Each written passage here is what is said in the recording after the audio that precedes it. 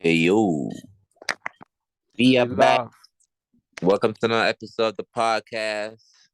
I haven't done an intro in a while. I don't even know if this podcast needs an intro anymore. We the non intro podcast now, man. Welcome. We appreciate all the support we getting. Shout out to everyone who keeps watching and supporting the Factz podcast. During the week, we went live. We're live on Instagram. That was cool. That was fun. I watched that. Oh, wait, hold on a sec. Yeah, where's Jess? I thought you were supposed to be on Jess. What happened? Man, Jess, shout out Jess, man. Shout out. It'd be like that. I'm not here anymore. Shout out Jess. Shout out everybody. Shout out my boy Evra. Hey, we're doing good. We're doing good when you got people like Evra in the comments, leaving comments. Facts. Come on now. We're doing some. What comments was he in? He was in a couple of comments. The one comment that I do remember him being in though was the last video we did, and I want to just talk briefly on it, and we can move on. But the last video we did. Hold on. Before we do that, we got a special guest, OG, Joseph, and things have changed in his life. He's no longer a bachelor. Oh shit! He got a little fiance. You know what I'm saying? Wow. Congratulations. Congratulations. Thank you, sir. Congratulations. Thank you, sir. I heard she's a Spurs fan. Oh, I think we would have really big issues if she was a Spurs fan. BK looks like the type to marry a Spurs fan. BK looks like the type to marry a Spurs fan. BK looks like the type to be a Spurs fan. The reason why I say this. Look what's on the badge. Don't do that to me. Nah, hold on. We gotta talk about BK real quick. BK, I'm on to you, bro. The day I know your name, I'm gonna know your name too. I figure out the trick. It's not like, because I'm thinking it's initials. It's not initials. It's something like your name is it's like Bakaya or something like that now. Because I remember Yai saying it once. He slipped up. He was mad. He was like, that's it. But I couldn't remember. I think Nuru calls him by his real name.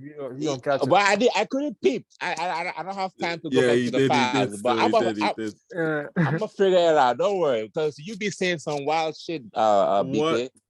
How? The last episode when y'all was talking about Drogba versus Harry Kane, right? And I don't know who asked the question, and they were like, "Who would you take in your team in their prime, Drogba or Harry Kane?" Yep. And then you had the nerve to sit there and think about it. What are you thinking about? What are you thinking about? Bro, listen. No, listen. I was giving it a fair option because at the end of the day, listen. Let him talk. At the end of the day, listen. You're saying that, but at the end of the day, we all can't sit here and say that Harry Kane is not like a world-class striker. Like, come on, man. Let's not. He's trash. He's trash. Exactly. Joseph is an Arsenal fan, bro. No one said Harry Kane is not. Bro, listen. Sometimes, yeah. No bias. Let's be honest. Yeah. Exactly, bro. How can I just sit here and not look at this? Bro, we would all take him at our teams, and but no one. But who said Harry Kane? But everyone said Harry Kane's a world-class striker, though. We all agree with that. No, exactly. But then wait a minute. If I can then think about it, but you're not thinking about it. No. But I still lean toward Drogba. You didn't even say nothing. Well, hold on. Fuck all this. And you said it with the soft voice too. What many man was saying, you said it with the soft voice. You gotta say that with your chest. Come on now. I got one question. I got one question for Joseph and BK. One question. Bar Thierry Henry, is Harry Kane the greatest or greater than all the Arsenal strikers? What? In your history? No. Ian Wright? No, I want BK to say. BK, who's better? What do you mean? Who's better than Harry Kane? You just said it, bro. No, I'm asking you who. Bro, man, literally just said Ian Wright, and you want me to say the same thing? My dog's agreeing. My dog is. What's your answer, BK? What's your answer? Bro, we don't have any other striker, fam. So is Harry Kane better than all your strikers bar Henry? Yes or no? Arsenal don't have strikers. No, actually, that's a trick question. That's a trick question, bro. Don't answer the BK. No, actually, no, because us man have had Alexis Sanchez. So what are you talking about? So Sanchez is a better striker than Harry Kane. Yeah. Bro, are we talking about strikers or players? But now he's not a striker though, so we can't do that. He's not a striker, so we can't do that. I literally said it. No, Joseph, you good. You're an Arsenal fan. We know you. I'm trying to understand. So what was Lem's question when we're comparing Didier Drogba? Oh, okay, the fuck Lem's. Fuck Lem's for real though. No, wait. Okay, what were you thinking about when you were thinking about Drogba and Harry Kane? Were you thinking about a striker or a player? A striker. Okay then. So now is Harry Kane a better striker, ball handy than in Arsenal history? In your opinion. Nah, in at least Arsenal strikers have won stuff. So no. No. Arsenal strikers have won stuff. Give me a player who's better than Kane. Give me names. In your opinion. Names who's damn. Arsenal ain't had really that much strikers. I'm gonna say when Albert came to Arsenal, I'll give him that. Like better than Kane. Enough, but he was 100. Okay, I just want your opinion, but I'm not. Bro, listen. He was, yeah. It's like, but then I can flip that question and then be like, Lulu, what? Just wait. No, hold on, let me wait a minute. I could be like, Lulu, has Harry Kane been better than any of the strikers you had in the past 5 years? That's not what I said. No, wait a minute. Yeah. Wait, just wait. I give you history. Just wait a minute. Mohammed, has Harry Kane, who's been a recent baller, because you want to talk about history, like, bro, Arsenal have had strikers who I can't even name who were playing back in the day who were probably cold. So I can't say. That's your problem. Oh. I'm saying in the players you know. You know what I'm saying? You create. Yes. That's what I'm saying. All I ask is very simple. Arsenal ain't had a. Can I just name like Arsenal? No. Wait, Arsenal. I'm coming to you, Joseph. To you, Joseph. There's only one. Listen, you're on standby. Listen, there's simple facts. How long have you watched Arsenal? Just wait a minute. But I have my question. You never answered my question. Let me land. No, because I'm up. Okay, can I answer it now? Can I answer it now? Since do you know the question? Listen to what I'm saying. Okay, go ahead. Since Thierry Henry, Arsenal have not had a good striker. The closest striker we've had who's been good is two actually. I want to say Alba and RVP. That's about it. So okay. I was waiting for No, but that's the thing. It's like his question.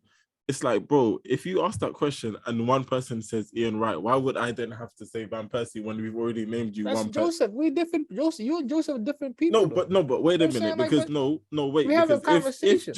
If Joseph wasn't here, I would have said Ian Wright. But you can say Ian Wright. You don't have to say someone different. You don't have to say someone different. I'm saying in your opinion, bro. Joseph's opinion doesn't matter in your opinion. No, but that's what I'm trying to say. Van Persie is a better striker. But that's the thing. Van Persie is a player that I don't count as an Arsenal legend. I just need names, bro. Van Persie. Okay, Van Persie. Okay. That's one or two. You're doing two. Two strikers. Yeah. Ian Wright and Van Persie. Okay. I'll be honest. I don't think none of them is better than Harry Kane. If I'm just being honest. So you're saying that crazy. No, big. I just want to clarify. We move.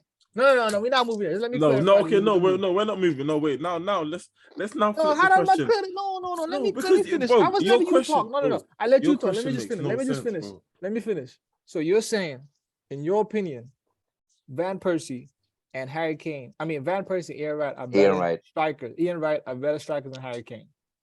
Bro, I've only ever seen Van Persie personally, and if you're talking about who I've seen.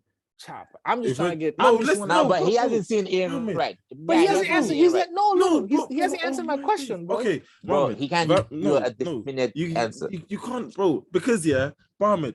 If you answer my question, I'll answer the question. Goddamn, bro, just wait. Hold on. Let BK talk. What strikers have you seen for Manchester United that are better than Harry Kane? Okay. No, just wait. Answer the question. You haven't answered my question first. Okay. If you answer my question, I said Van Persie. Okay, now I said Van Persie. Now you answer my question. I will answer your question. I just want to understand. I want to understand. So you're saying that Van Persie is better than Harry Kane? Yo, he's literally making. Yes or no? But he said yes. Now you answer, bro. He just wants to answer the same question. Man United, yes. Yeah, you think you're talking to kids. Andy You're Cole. talking to kids now. Andy Cole. You've not seen Andy Cole. Move on. Bro, I said you. I said who you have seen. You. Who you? No, I vaguely remember Andy Cole playing exactly. So yes, move I on. do. So no, move on, fam. You can't vaguely remember someone. Okay. Okay, Rooney. Okay, Rooney. That's one. Rooney. That's fine. Tevez. Berbatov. You know what I'm saying? These are my opinions. But again, but look, my question was, I didn't even put the caveat of who you've seen. I'm asking you in Arsenal history, who do you think is better than? But there's strikers in Arsenal history I don't know about, bro. But that's fine. Don't worry about them. Why are you worried about who you don't know? I'm worried about the only person you can name is Van Persie. But then who do you know? Who do you know? That's what I'm saying. I didn't put 5 years. Who do you know? That's what I said. It's Van Persie, bro. Okay, fine. And that's cool. And so Joseph, you're talking left. That's fine. I just want to get that. Out. Just say a concluding statement, and we're gonna move on. Concluding statement. The few that pop to my mind, obviously Ian Wright, RVP. I would even say Ian Wright's better, but yeah. Ian Wright is without a shadow of a doubt better. Van Persie, I think, is better, but also if someone said Kane, I would respect that argument. But these are winners, though, so you gotta respect winners always. And plus the injuries, though. Van Persie's injuries, even Arsenal fans don't really rate Van Persie highly in the history. It's not because of the injuries. That's why they don't rate him. That's not. Why do you think? What? Because he came and then they gave him a guard of honor. Because of this right here. This is why they hate him. This picture you see right here. You just have the pick waiting. Yeah, you just got the pick waiting. Oh shit! But speaking of picks, we might as well let's move on. Let's to wrap it up, you know what I'm saying? To wrap it up, Ian Wright is to wrap it up, listen. To wrap it up, yeah. Man has named Tevez questionable, Berbatov questionable. But man can only name Rooney, but apparently Van Persie it's full. Listen, like I said, bro, the strikers you could name is not the strikers you've seen. That's what I'm talking about. Here's a question. But I really just want to get a quick second anger response from Mohammed, and then we can move on. Ronaldo or Harry Kane? Which Ronaldo? CR7? Yes, Cristiano. I haven't seen Cristiano play according to BK, so I can't talk about him. I mean, did you really see him play in Man United? I never seen him. But he was in. Wait. You did not. JTS wasn't showing no Man. Wait a minute, because you never really named him. You said when I talk about Ronaldo, Kane is not even in the vicinity, so I don't need to compare them. They're not in the same place. But then listen. They don't in the same. But then let me tell you this. Don't say no. Wait a minute. You just said BK said apparently you haven't seen him. So right now I'm saying you lied on my name. I did not say that. So yeah, I'm just saying. I just want to know. No, Mohammed be doing that. You lied on my name. You be putting words in people's names, man. You be doing that shit, bro. I just want to show y'all that BK is a Spurs fan. He struggled to name his players that are better than Kane. Wait. I think Ian Wright is better. I think Van Persie is better. I think Kane is a good player, but he doesn't stand. He doesn't stand, bro. Against we move. We move. How? Wait. Speaking of rubbish. Wait a minute. No. Wait. Bro, save it for the Arsenal. No. Just wait. No, it's not. 2 seconds. You got 2 seconds. I swear you got 2 seconds. I don't have 2 seconds. I have more, bro. Listen. All right, 2 seconds is over. Listen. When are we at the point where man can't say Harry Kane is cold? Yeah. He actually is, bro. Like you man not talking shit. Like, come on, you're talking rubbish now. Nobody's like denying his cold, but there's the players. So he's good. No, but then wait, the players you're comparing him to. That's what we're saying, bro. I was talking about Drogba. Yeah, Drogba. That's what I'm saying. No, but bro, when Lems Lems is comparing, all you lot think about is what have they won, bro? But it has to be about ability and as a baller, what you get as a striker, bro. Like no one is sitting here. Everybody's considering that, but it's the players he's comparing him to. Drogba has ability. Drogba has skill. Drogba has goal. So does Harry Kane. But and the difference is though, you have to pick one. The major difference, as a Chelsea fan, right? The major difference between Harry Kane and Drogba is that Drogba on his last legs led us to trophies. Exactly. Harry Kane not on his last legs, bro. That's the whole. But Lems told us that he was injected, and you couldn't still do anything against Man City. That's what Lems said. He said he was injected. Exactly. And Lems forgot that Harry Kane went to 2 finals, and he lost both. That's all we're saying, man. And Ghost in the finals. Bro, y'all remember when Drogba chest the ball from outside the box against Gallas, against Spurs, bro, and turn and whip it in the top corner? Man, Harry Kane never did that. And I think that's what y'all getting confused with. Y'all getting confused. We're saying Harry Kane shit. We're not saying it's shit. But if you compare Harry Kane against Messi, there's no question. Like we say Messi's better. So there's no need to say, oh, Harry Kane has scored 6 goals with a back heel. Harry Kane is 6 inches taller. No one cares because but no one said that either.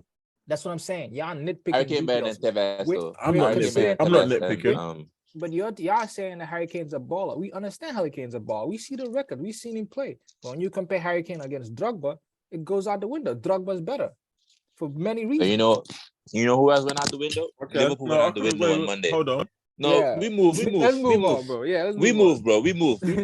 But y'all love the last word, boy. I'm done.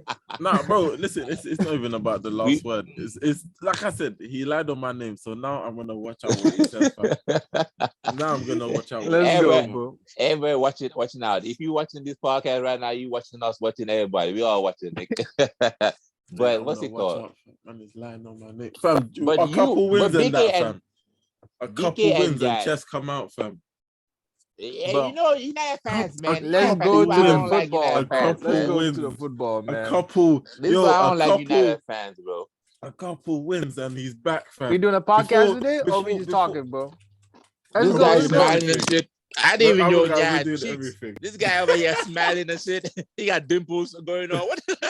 Man, Joseph, you watched the Liverpool game? How'd you feel about the Liverpool game, bro? So they apparently matched the record that we set. Yeah, that record's been set twice. United did it, Leicester did it, and United twice. United did it twice. United did it twice. Leicester did it 9-0, and then Liverpool. Oh, I want to talk about Monday. Then you should have been organizing, bro. You started just rambling. Go ahead, Joseph. You can go back. Well, no, I was just gonna say United did it, Leicester did it against Southampton, and then Liverpool just did it. So ultimately, Bournemouth sucks, and Liverpool are a good team, and they were angry after what happened last week. And that's really why I wanted to talk about what happened last week. And like you said, Bournemouth, I don't think it was really that much of a shock that they hit. You know what? I wanted to pin the picture down, right? So on Monday, Liverpool, they played Manchester United. And what I was going to say was that BK and Yai did say United will win. Yep. And I don't know what happened, but I did win. Oh, no, I somehow knew Liverpool were going to lose. And I was very, very, very happy that they did. Because I hate Liverpool though. What's going on with Liverpool though? It looks very shaky in that midfield, you know. BK, it's something about Klopp's BK, 7 year. It's something about his 7th year. Who's 7 year? Klopp's. It's something about his 7th year. He fucks up always. Yeah, it's happened the past several times. He got relegated with his first team in his 7th year, and then in Dortmund they finished. I think they failed to finish in a UCL spot, and now he's at Liverpool, and we'll see what happens. Oh wow, they're gonna fail. Nah, I didn't actually go fail. I said they're gonna fail, you know. But nah, I don't think they're gonna fail. I feel like they just need to sort out that midfield. I think that there's a problem in that midfield. Well, yeah, like with all those injuries they have, and then you don't have a fit Thiago, and then you can't bring an Ox off the bench. And you're starting. Chamberlain has never been doing anything though. If you're being fair. But the fact is, Liverpool have like 2 senior players on the bench that are not a goalkeeper that they can bring on. Right. Because they don't have Minamino anymore. Yep. So if Firmino or whoever gets hurt. They played Harvey Elliott last week. Harvey Elliott kicked off the ball.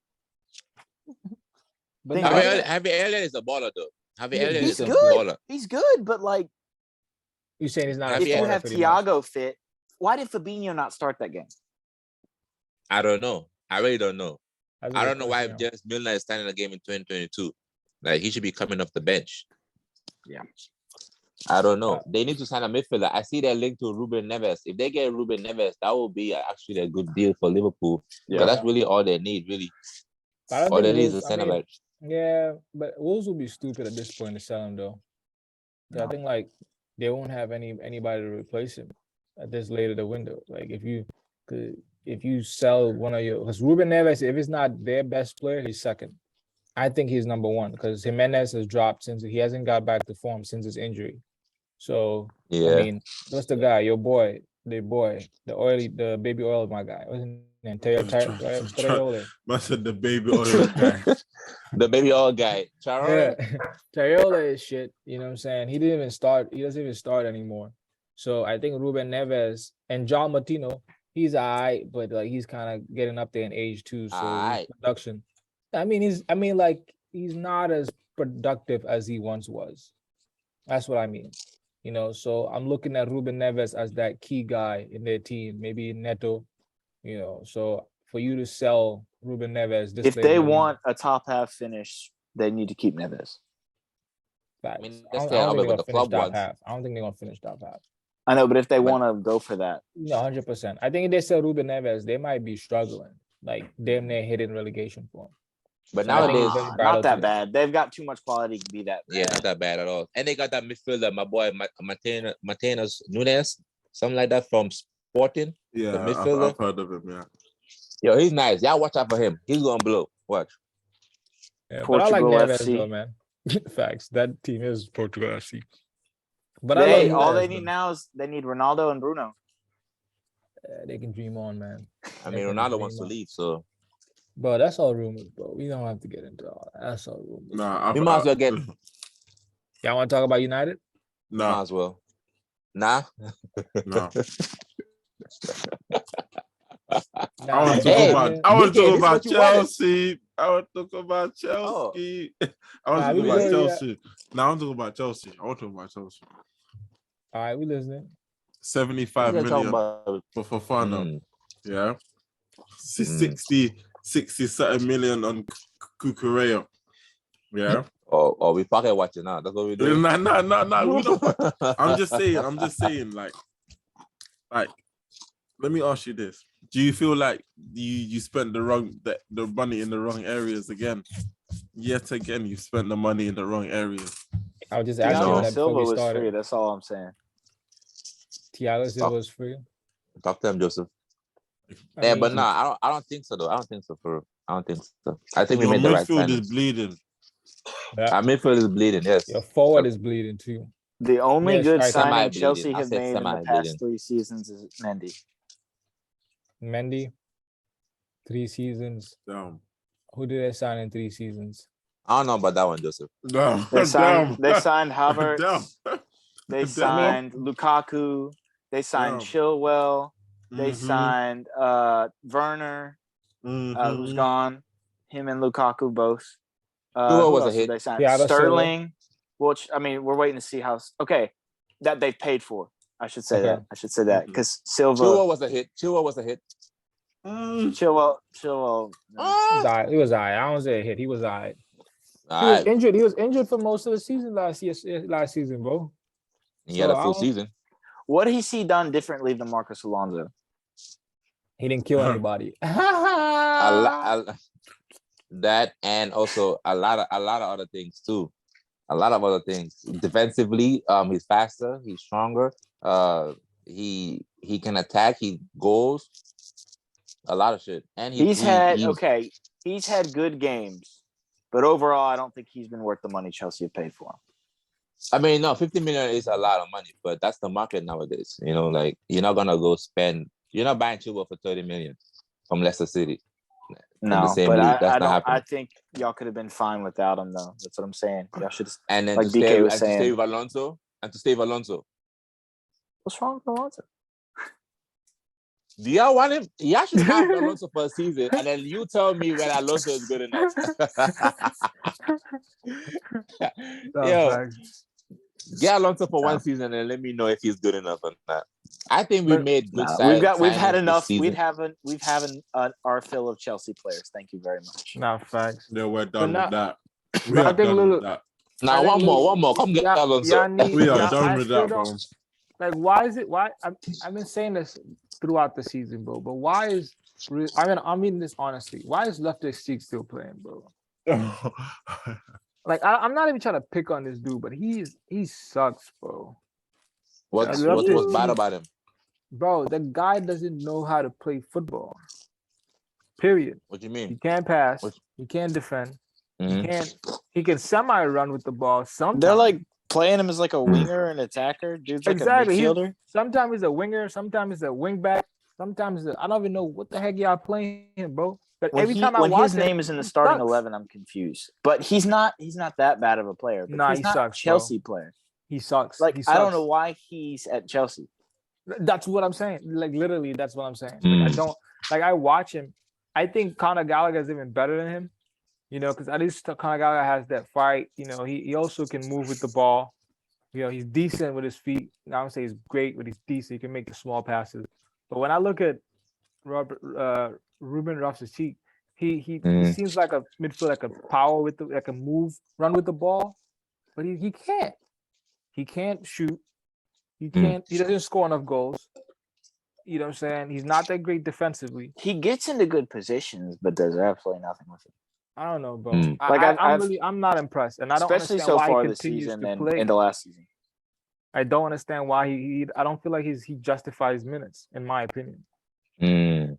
So remember when you asked me why we signed Fofana? That's why we signed Fofana. So now Loftus don't have to play. So now Reece James can go to right wing back, and then Fofana could go now to right center back.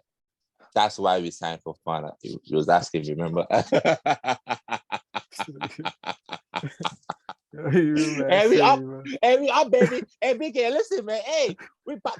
Hey, Gary Lineker is so mad, yo. Gary Lineker is furious. That man is furious. Yeah, but when I saw that tweet, I said, "Oh, he's burning." Yo, bro, I was telling you, bro. Gary Lineker is furious. You know who else is mad? Hold on, let me show you what Gary Neville said, yo. Yo, they all mad, yo. Bro, no one really cares about Fofana, bro. Like no Man United. He's mid. Fofana is mid.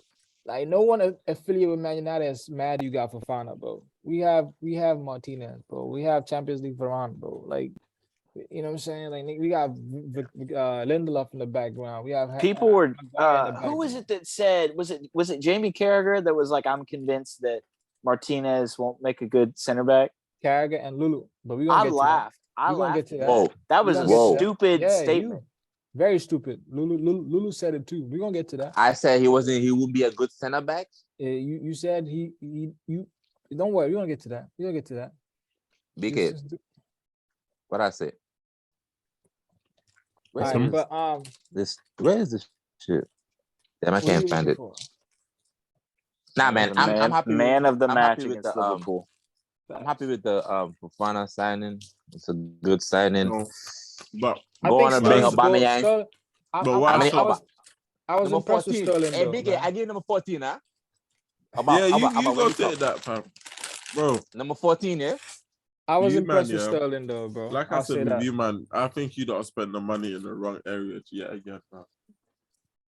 But okay, so which strikers should we have spent the money on? No, you have a scouting department, right? You want De Jong. Your midfield is weak, but apparently he would rather go Man United over you. That's not true. I think De Jong is gonna sign next season, bro. I think if Ten Hag wants him, he's gonna get him next season. I think Loftus-Cheek fits into Chelsea like Phil Jones does at Man United. Yeah. Joseph, are you sure you watch football? Okay. Okay, and that's not to knock their effort. I just mean the way they fit into the squad. It's like, why are they there? Phil Jones is a Premier League they're winner, okay bro. Players. So. Like Phil Jones gets a lot of crap for like all the memes and stuff. He's a decent player. He's not like a Man United starter, but he's a decent center back. I think Man United did him dirty. If you ask me, I think Man United did him dirty, or his injury record, bro. How did Man United do you dirty when you've been injured for 3 seasons running, bro? Like what are you talking about? What y'all feeding him? Why you getting injured? Well, he decided to be vegan or some shit. I think he was vegan or something. Like he converted to. I don't know if that's. No, that was smaller. Oh, but, Christopher, he's balling. About balling. Yeah, bro. He in them leagues. But I think at least to Joseph's point, Phil Jones has a Premier League medal. What does Ruben Loftus-Cheek have? He has a Premier League medal. He has a Champions League medal. And a Champions League too. He has a Champions League medal? But yeah, I don't know what ball. You know what football, bro. I swear you know what football. Okay. All right, let me ask this real quick. Joseph, let me ask you this real quick. I wanna know something. I wanna really know if you really are here trolling, or if you really watch football, or if you know what you're talking about. Let me ask you this, and we're gonna move on from Chelsea, and we're gonna go into Man United. Okay. Loftus-Cheek or McTominay? Because the thing about Man U fans is that hold on, be quick. The thing about Man U fans is that they're such in a bad turmoil is that they look for every other club to try and put them all in the same bracket of what it is that they're going through. So now they pinpoint to try and make something happen. The fact that you're picking on Loftus-Cheek to make him say that he's as bad as McTominay, because I remember you saying that the last episode, and I never said that. I never compared Loftus-Cheek to McTominay. Yeah, you ain't never said that Loftus. Nah, I ain't said that. Send me the clip. McTominay is one of the greatest frauds in Premier League history. Stuff a lot. I don't agree with that. McTominay sucks. I've said that from the beginning. Nope. I don't agree with that, bro. But let's go. Give me Fred. Give me Fred. I'm not taking McTominay. Give me Fred. We don't want you to take McTominay. I'm okay with McTominay, bro. No, I don't mean I want him at Arsenal. No, I'm just saying, like, if I'm a Man United team or a fan, I don't want McTominay. That's fine. Why? Nah, let's not talk about McTominay. I'm tired of hearing about McTominay. Talk to me about Man U. What's going on with Man U? Yeah, beat Southampton. What's going on? We're gonna start with the Monday game. We're gonna talk about we played really well in the Liverpool game, man. Because I knew we were gonna win, in the sense that there was no way we were gonna allow the season to just go like that, bro. You know, I think Ten Hag, the first few games was basically playing the same team to kind of see what they have, and he was just trying to like milk as much as possible. And then after he just realized, okay, this team could just capitulate. So he made his changes, and you can see the effort in that. Now coming to the Southampton game, I was curious to see if they were gonna have that same type of energy, that same type of just drive and just running through the ball, which they did. I think the only thing that's missing now in the Man United team is just that progressing forward with the ball. You know, making these movements, the triangles, and finding a way to break down teams. And I think that's gonna take time. You know, it's gonna take time for us to understand Ten Hag's system, understand how he wants us to play, and getting the players that we want also. Because if I didn't watch the game. Did Casemiro play? He came on in the 80th minute. Okay. He had some good moments.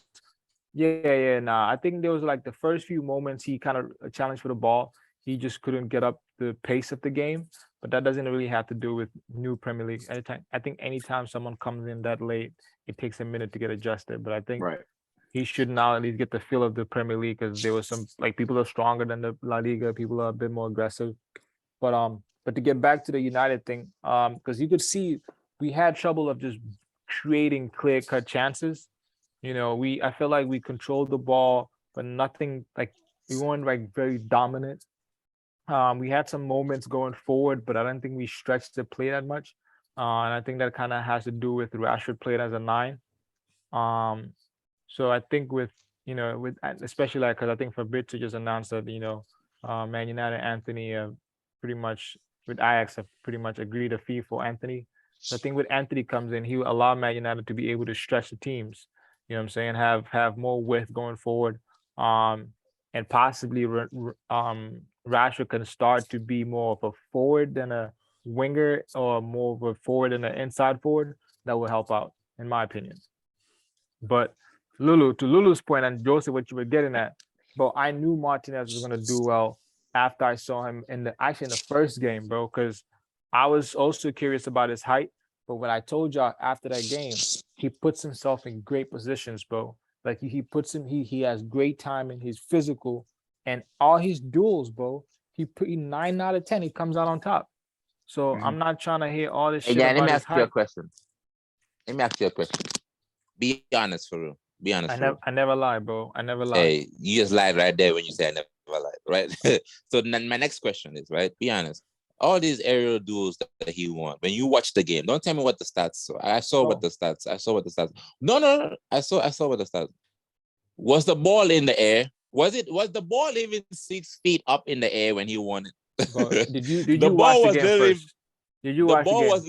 The ball was literally at 5'2" level that he was winning the ball. Did you watch the game? I watched all the games. Nah, you couldn't watch the game, bro. If you watch the game, do you see how that stat makes sense, bro?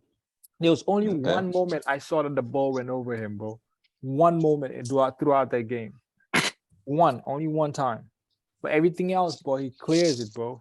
He puts him. That's what I'm saying. His positioning is impeccable, bro. His timing is great. Okay. You know, he doesn't put himself in position. Like, you could see how he aligned himself with the defenders, bro. So Martinez, bro, I think Martinez, if he continue this, he's gonna be in the team of the season, and that he's gonna take the defender position, bro. I guarantee you that. I can predict that right now. If he continue this form, because the guy, he's great with the ball, he's physical, you know, he has a decent pace, you know, and he's a top striker. He's like we have basically Varane and Martinez is like the Rio and Vidic, bro. That's exactly what it is right now, bro. Rio Vidic. That's how it feels like. That's how it feels like, bro. Martinez. Yeah, 100%. Okay. But look, what's happening with Maguire? I mean, you know, if you see some of the commentators, but there's been a lot of bias on Maguire right now. They're talking about it like the World Cup. But you have a squad. That's what you have a squad for, man. You like Varane. Really? You know, knock on wood. What? The squad. You just asked me why Loftus was in my squad. Bro, Varane. Why is Maguire in your squad? Bro, Maguire is a way better player than Loftus-Cheek, bro. 80 mil to be on the bench? Why is this? I didn't say nothing about price tag. I said Maguire is a way better player than Loftus-Cheek. That's all I said. And Maguire's gonna have to find his way in the team, bro. Because, you know, I think the only way he gets back in is if like we have a Europa League or we have a game that we need to make some changes. Because I could possibly see him resting Varane just to make sure he's healthy.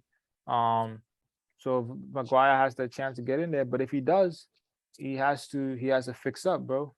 Because I think when they were asking Ten Hag about the changes, he said he needs more mobility in the team. And I think if you compare it, Varane has more mobility than Maguire.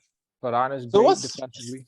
I think what Varane does is it's like what you were saying with Saliba too. That's exactly what you were saying previously. His awareness, he knows 100%. When he needs to move, and he stands still when he needs to. Maguire's a little too all over the place. He's 100%. like when he needs to be here, he's here. Yeah. But Varane is in the right place at the right time. 100%, and he simplifies his game. He's not reactionary. He's very proactive. You know, he snuffs out danger before it even happens. You know, and he does things very calmly. He's not very like, you know, like a headless chicken or anything like that. And I like his play. He's simple. He clears the ball, gives it to the people that he needs to give it to, and relaxes. You know what I'm saying? He has pace. If he needs to run, he can run.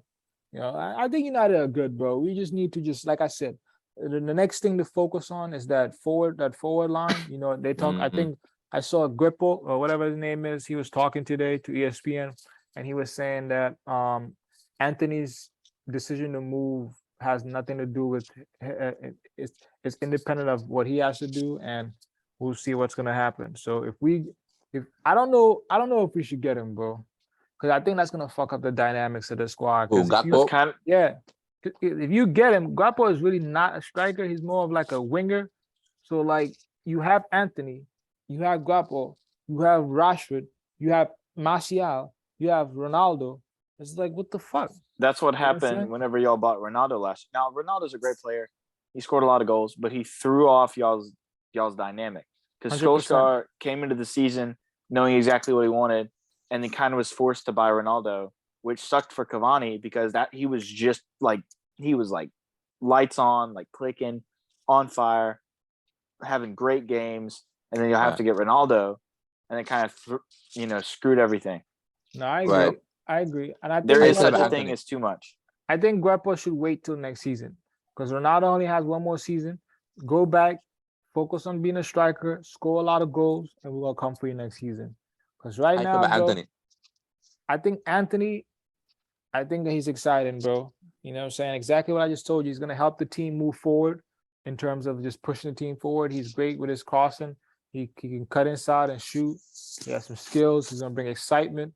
You know, what if he turns out to be like Sancho? Well, Sancho. Yeah, hold on a sec. What the fuck? Y'all just bought Sancho. Why the fuck are y'all? Why are y'all buying? Oh, do y'all really need a winger? That's y'all what just I'm saying. bought Sancho. So if you get Anthony, Rashford can start to be more of a forward line this season. So you can have Sancho on the right, Anthony on the left, or Anthony on the right, Sancho on the left, and then Rashford and Ronaldo can figure it out. Or at least now you have competition. You know what I'm saying? When Sancho's not performing, Rashford knows he has to perform or he's going to be on the bench. But if Rashford's not performing, or Sancho's not performing, he knows Rashford's going to play. But if you bring Guepo in that, or whatever the guy's name is, it's just too much. It's too much. I mean, it's clear and obvious. If Gakpo comes, that means that Ronaldo is definitely leaving. That means that Ronaldo wants to leave. No, 100%. I think if Guepo comes, then Ronaldo's leaving. I think so. Yeah. Because also, you got the youths that's outside, bro. Facund Perisic, I want to see that. I like that kid, bro. Who? I like him. Perisic. Perisic. Yeah, he's one of the youngsters that we bought. Okay. All we bought with Ahmad. We got him with Ahmad. I like the youth, bro. He's a star. He's Argentinian. He's a star, bro. I like him. He got injured in preseason. That's why he hasn't played yet. But I want to see him. I want to see him in the team, bro. I want to give these youngsters a start. In that team. What the fuck is this? No youngsters. What the hell is that? I'm like, what you said, nigga? I need. Man, you started winning a couple games. Now you got chess, bro. No one's. First of all, fix your Wi-Fi. You know what I'm saying? Let's worry about that. And Biggie, you gonna allow that? I mean, these Arsenal guys, bro. I don't even know what I was saying. But Garnacho.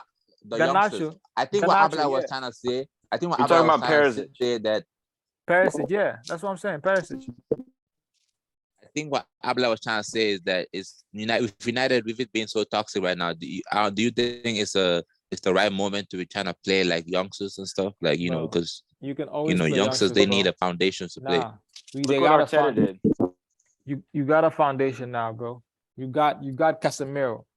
You got Eriksen. Talking about environment, you know what I mean? Like environment. I'm not trying. Shut all this environment. Environment changes. Win 2 games, bro. Your environment is gonna change, bro.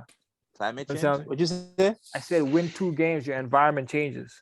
You know what I'm saying? Like, what do you mean, bro? Like Man United now with the last 2 games he won, it's a better team. We're looking a little more composed.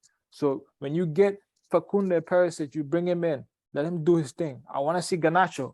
The guy was balling in preseason. I want to see him, play him. But if you bring Guepo, Anthony, Ronaldo, these kids are never going to play.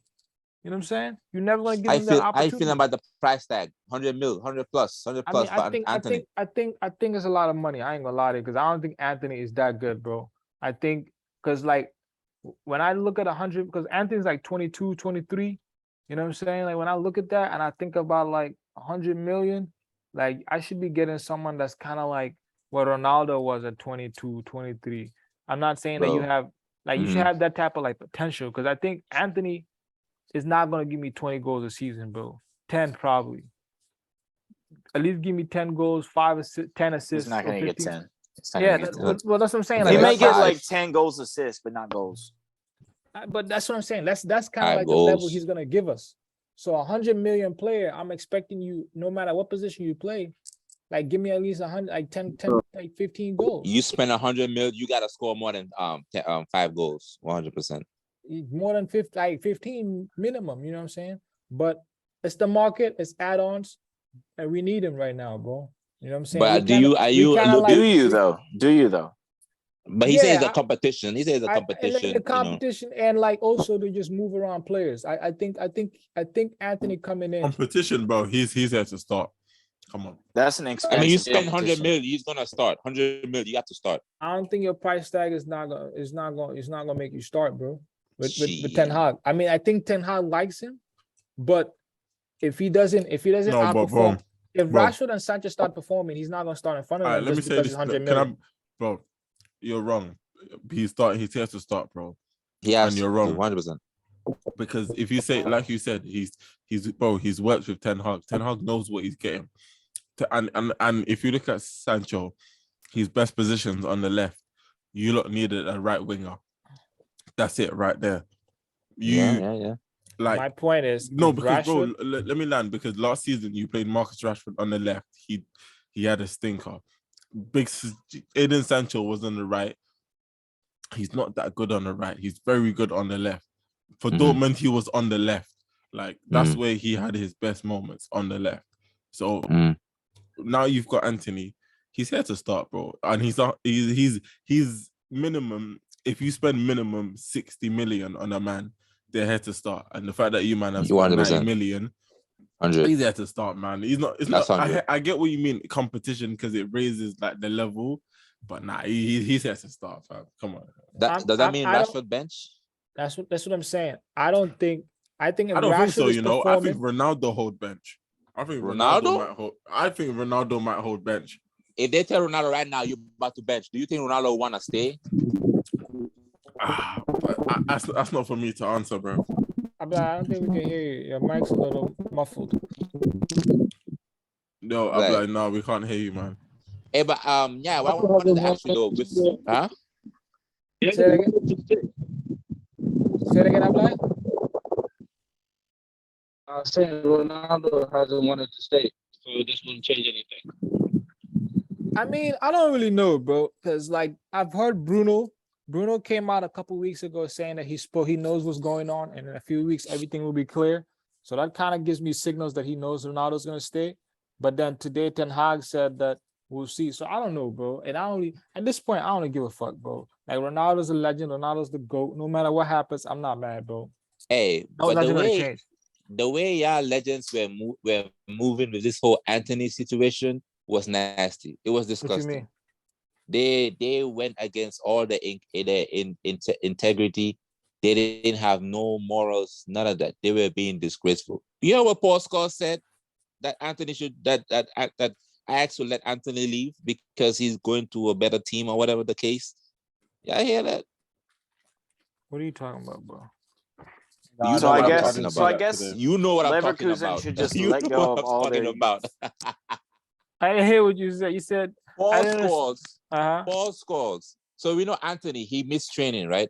Anthony was missing training because he wanted a transfer, right? Yeah.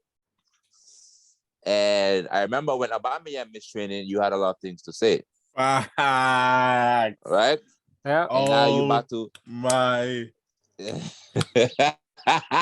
and now you're about to sign Anthony, right? And I'm seeing people like Scholes pretty much saying free the man. They're pretty much encouraging Anthony's behaviors in what he's doing.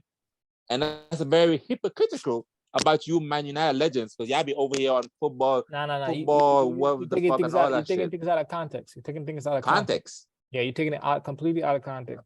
You're taking your contacts out? What? Out of context. Yeah, I don't know what you're talking about. Aubameyang, the captain of Arsenal, missed training for what? Foolishness. You know what I'm saying? And Anthony wanting to leave the club. Wild statement. That's a wild statement. Anthony wanting to leave the club because he wants a transfer is completely different, bro. There is this thing called a contract. You are legally obligated to be at a place. Okay, so why didn't Fofana play? He did the same thing too. Okay. No, but he went. Bro, training. You don't see Fofana went training. But he was in the under 23s. Did Anthony go to the under 23s? No. The reason Fofana was still training. That's just different managers, having different approaches, bro. Approaches? You know what I'm saying? Yeah.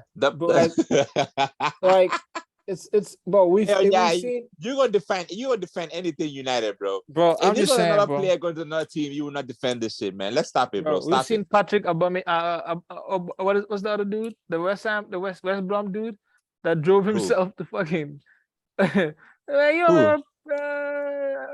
the guy's name, bro? He drove himself to the club on deadline day. He wanted to leave West Brom Albion. Patrick, I don't know that one. Guy, bro.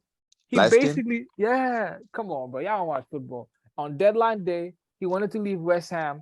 Anybody watching deadline day? he wanted to leave West Brom to go to like Newcastle, like Harry Redknapp, whatever. No, Big Sam's team. I think it was Newcastle, whatever, right? Or Sunderland. He fucking drove there, but then they ran out of time, so he had to go back to his team. Come on, man. Patrick. All right, I'm gonna send it to the group after, bro. Y'all gonna know who I'm talking about. He was a baller. But either way, man, we're gonna be good. United are good. Man. I kind of wanted to trend. Let's kind of transcend. Let's kind of transcend from Man United. I think you're thinking about Peter or Odemwingie. Yeah, Odemwingie. Yeah, I know. I knew that whole time, but I wanted to see if he was gonna get it. Fuck you, and that's foul, BK. That's foul. Yeah, bro. I'm like, yo, this is a big story, bro. I didn't know this. It was when he was at QPR. It was when he was. He wanted to leave, right? Yeah. No, he drove, and then it was. Hey, yo, that's funny. Still. This guy said West Brom, and then go say, "Y'all don't watch football."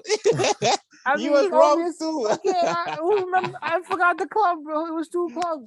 I just remember him coming up with his range. Sky Sports like, what are you doing here? Your club hasn't agreed to fees. Like, I want to leave, so I'm coming here to make sure everything gets done in time. What are you doing here, Kane? Anyways, we move right now. I want to bring up another debate or bet that you and BK had. Y'all two be having a lot of bets on this podcast. I've noticed. I always win. But this one you're going to lose, buddy. This one you're going to lose. The Bruno versus Odegaard. Who gonna have a better season? Oh, captain, my captain.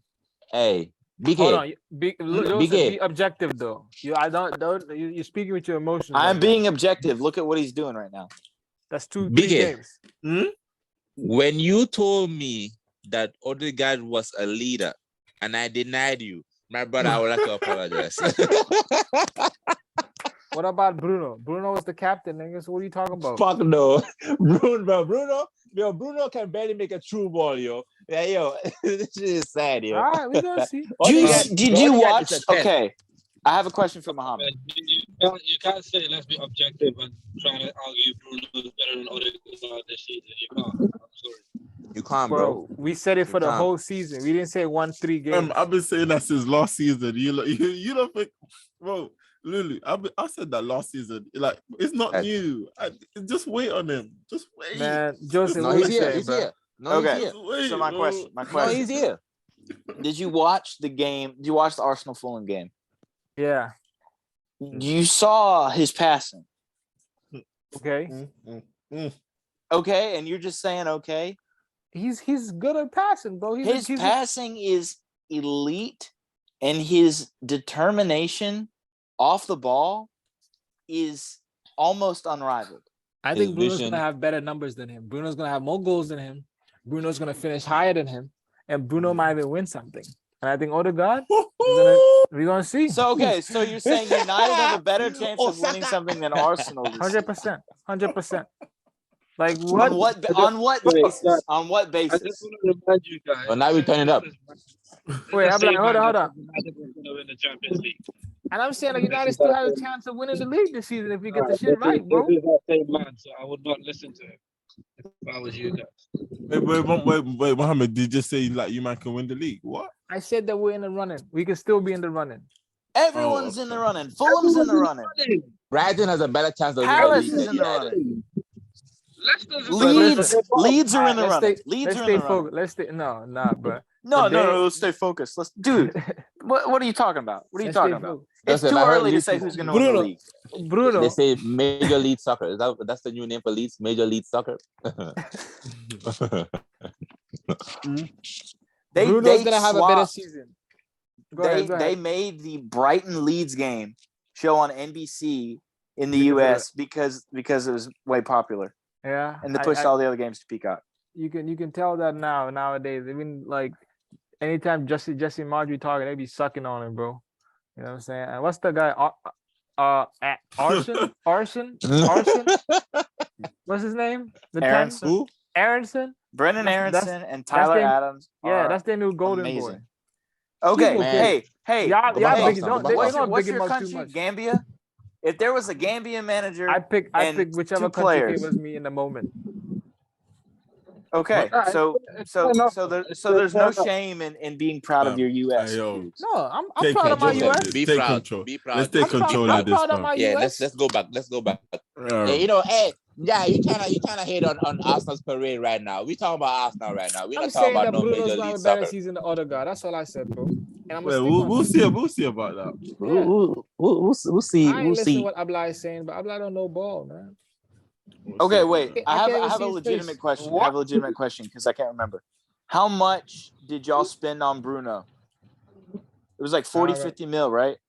Yeah. They always spend 50 mil on players. Nah, it's probably less. Bruno is cheap. Like, 30 to 40. Cheap. No, y'all spent more than 30.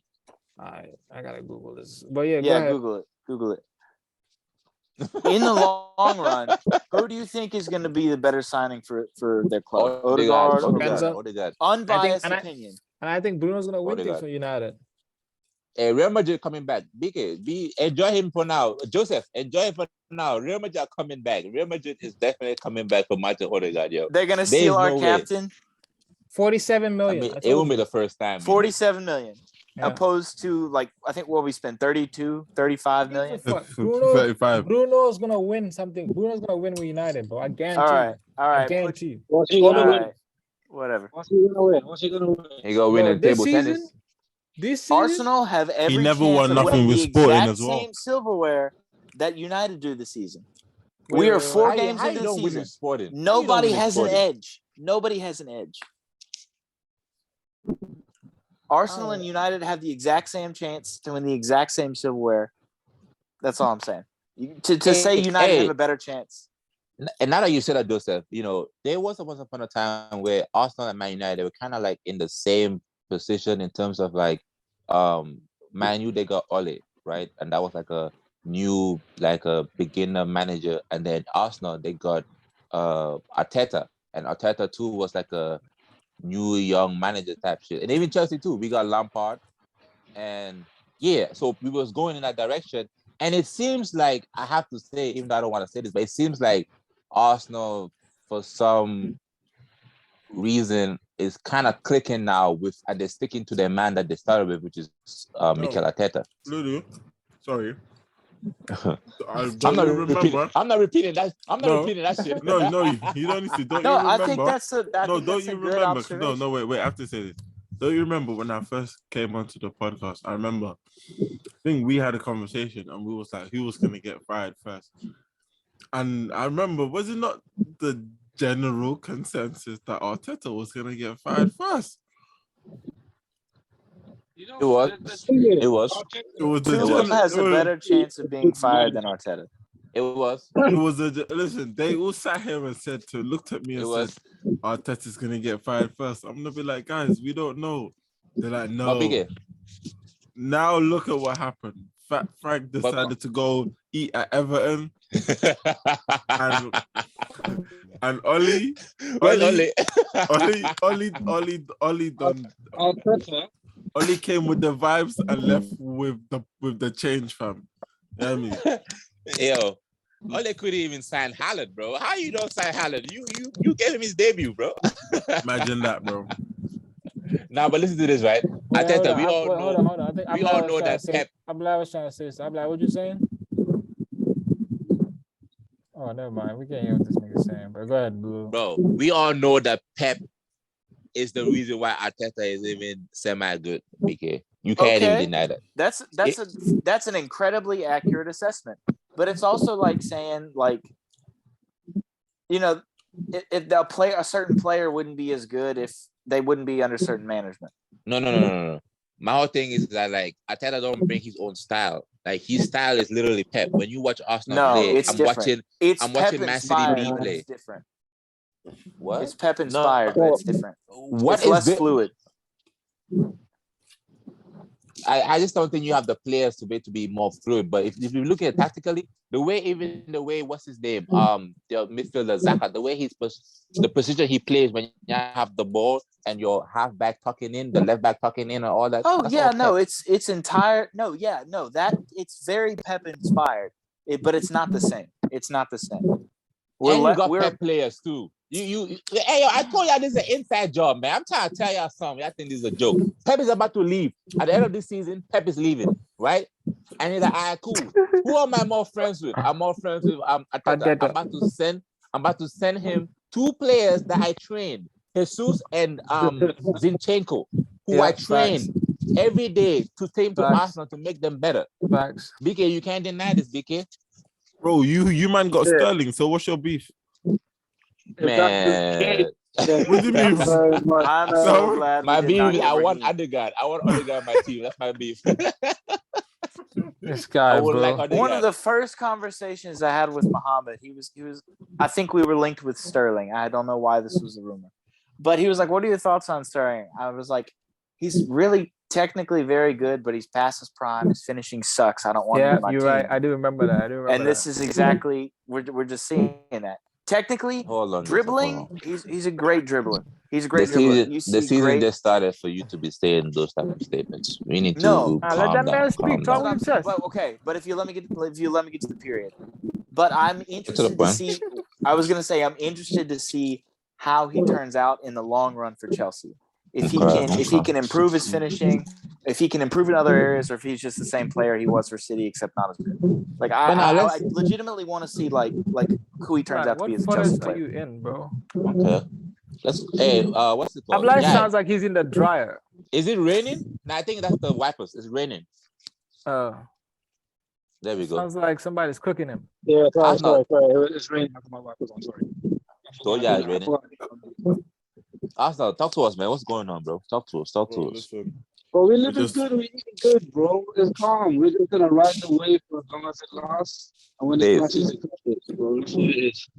All right. Like I said, when we beat United, yeah, man, I'll talk my shit then, fam. No, fam. When is that game? Yeah, you keep mentioning that. That's soon. At least 5 days. Yeah, I know what happened last season. That's this weekend. This coming weekend. No. We've got midweek games and then we've got the weekend. Yeah. Y'all play this weekend? Nah. Yeah. No, nigga. We play Leicester next. That's on the week. That's during the week. That boy scared. So you mean we play y'all this upcoming weekend? So when do we play Leicester? I thought we play Leicester this weekend. We play them like Wednesday? Tuesday or Wednesday. Boy, don't be scared now. But no one's scared, bro. You don't want it with us. You don't want it with me on my team, bro. But we play Leicester on Thursday. Exactly. And then we play y'all on Sunday. When do you? The fuck? Hey, you owe them. You give them 8 at one time. They. I'm so sad. I'm not gonna be able to. All I need is a 1-0 one that we keep it moving. Yo, that's not fair, bro. So wait, so y'all next game is United? No, we play Villa on Wednesday. Oh, okay. So everybody gets a midweek game. All right. I mean, man thought it was only Man United that played the game. But I'm about to say, what kind of shit you man are not that special, man. Keep it moving. I was about to flame, bro. Like, why are we just giving us a game and we play Arsenal, bro?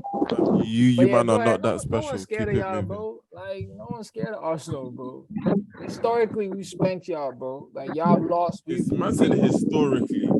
Historically. Oh my days, fam. My man, the historian. What's happened on last night? You tell me. Come on, you're a historian. You tell me. Hey, Lulu, do you remember last season when they beat us 3-2? I thought you called them. Remember when they beat us 3-2 and I came here, I said, these men were lucky. When they come Emirates, they're going to get touched. They came, they got touched, like I said.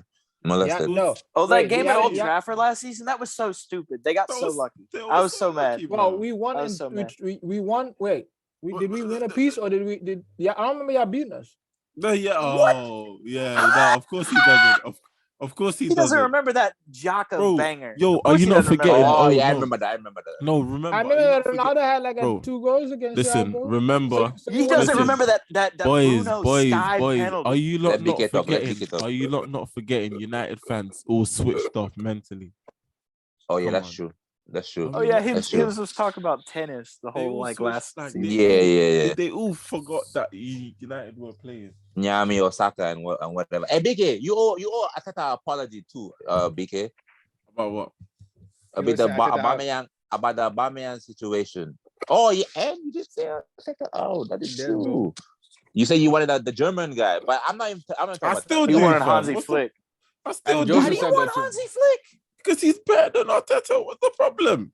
Okay, but we got Arteta, and he's working. Okay, and that's fine for now. But like, listen, at the end of the day, he can't be what we rely upon for Arsenal in what? How long do you expect him to stay? I have no idea, but he's here for now. No, but that's he's gonna stay until he starts not doing well. So if it's gonna be another 20-year stint, if he does well for the next 20 years, he'll stay for the next 20 years. BK is still traumatized from the past, man. No, come on, man. No, and it's a new life. No, wait a minute, and that's fair. But then if it's not fair for me to say that I want like someone else, yeah. Sure. So you're basically saying if you were dating a girl, you want someone else. You could say that. You could say that if we weren't playing good football and weren't getting good results. Why are you saying that right now? We've won 4 in a row. Why are you saying that right now? Why are you saying you don't want Arteta?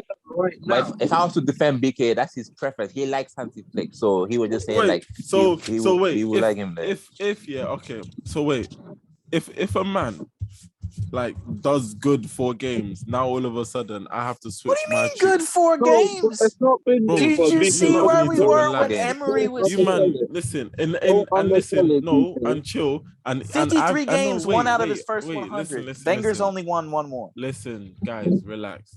Since Emery was here, I've been wanting Hansi Flick, so it's not like I just thought about this when Arteta came. And at the end of the day, I believe if we had Hansi Flick, our players can play a lot better because at the end of the day, he's much more of a proven manager in this current moment than Arteta. So why can't I not? Much more of a proven manager. Yeah, that's a fair statement. Yeah, I think that's because he managed Bayern and the German national team.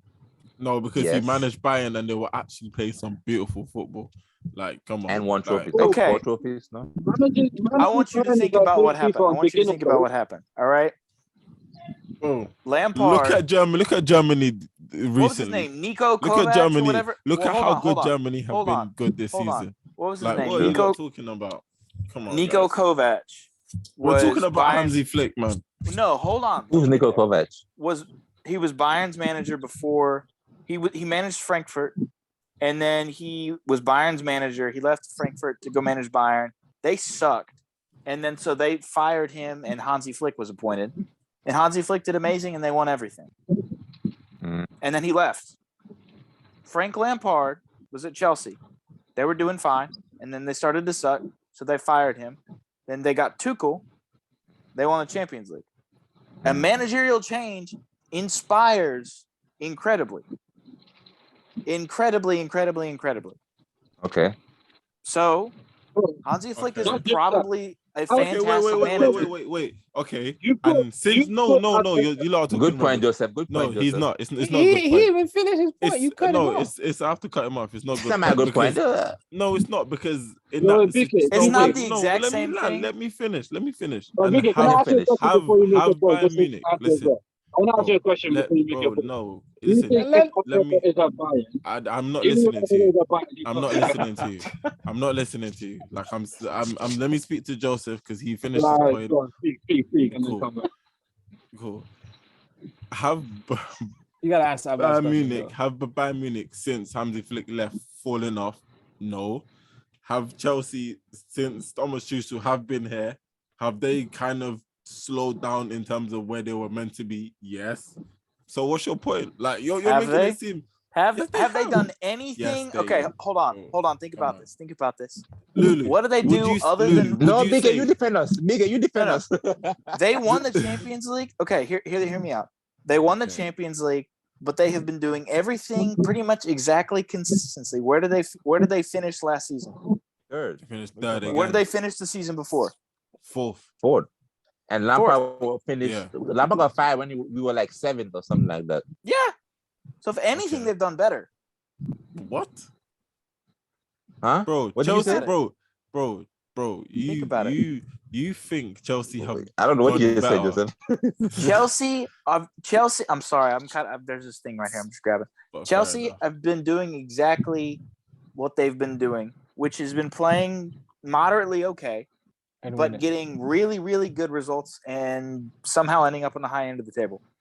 I think that's what BK. That's BK's point in terms of like Bayern too is still doing good, and like it's the same thing, bro. Like you can't say because of a manager push. Bro. It was all I'm saying is you're stuck in really hard on Hansi Flick's like German sausage, and he's a great manager, but the fact that you want Arteta out and him in is absurd.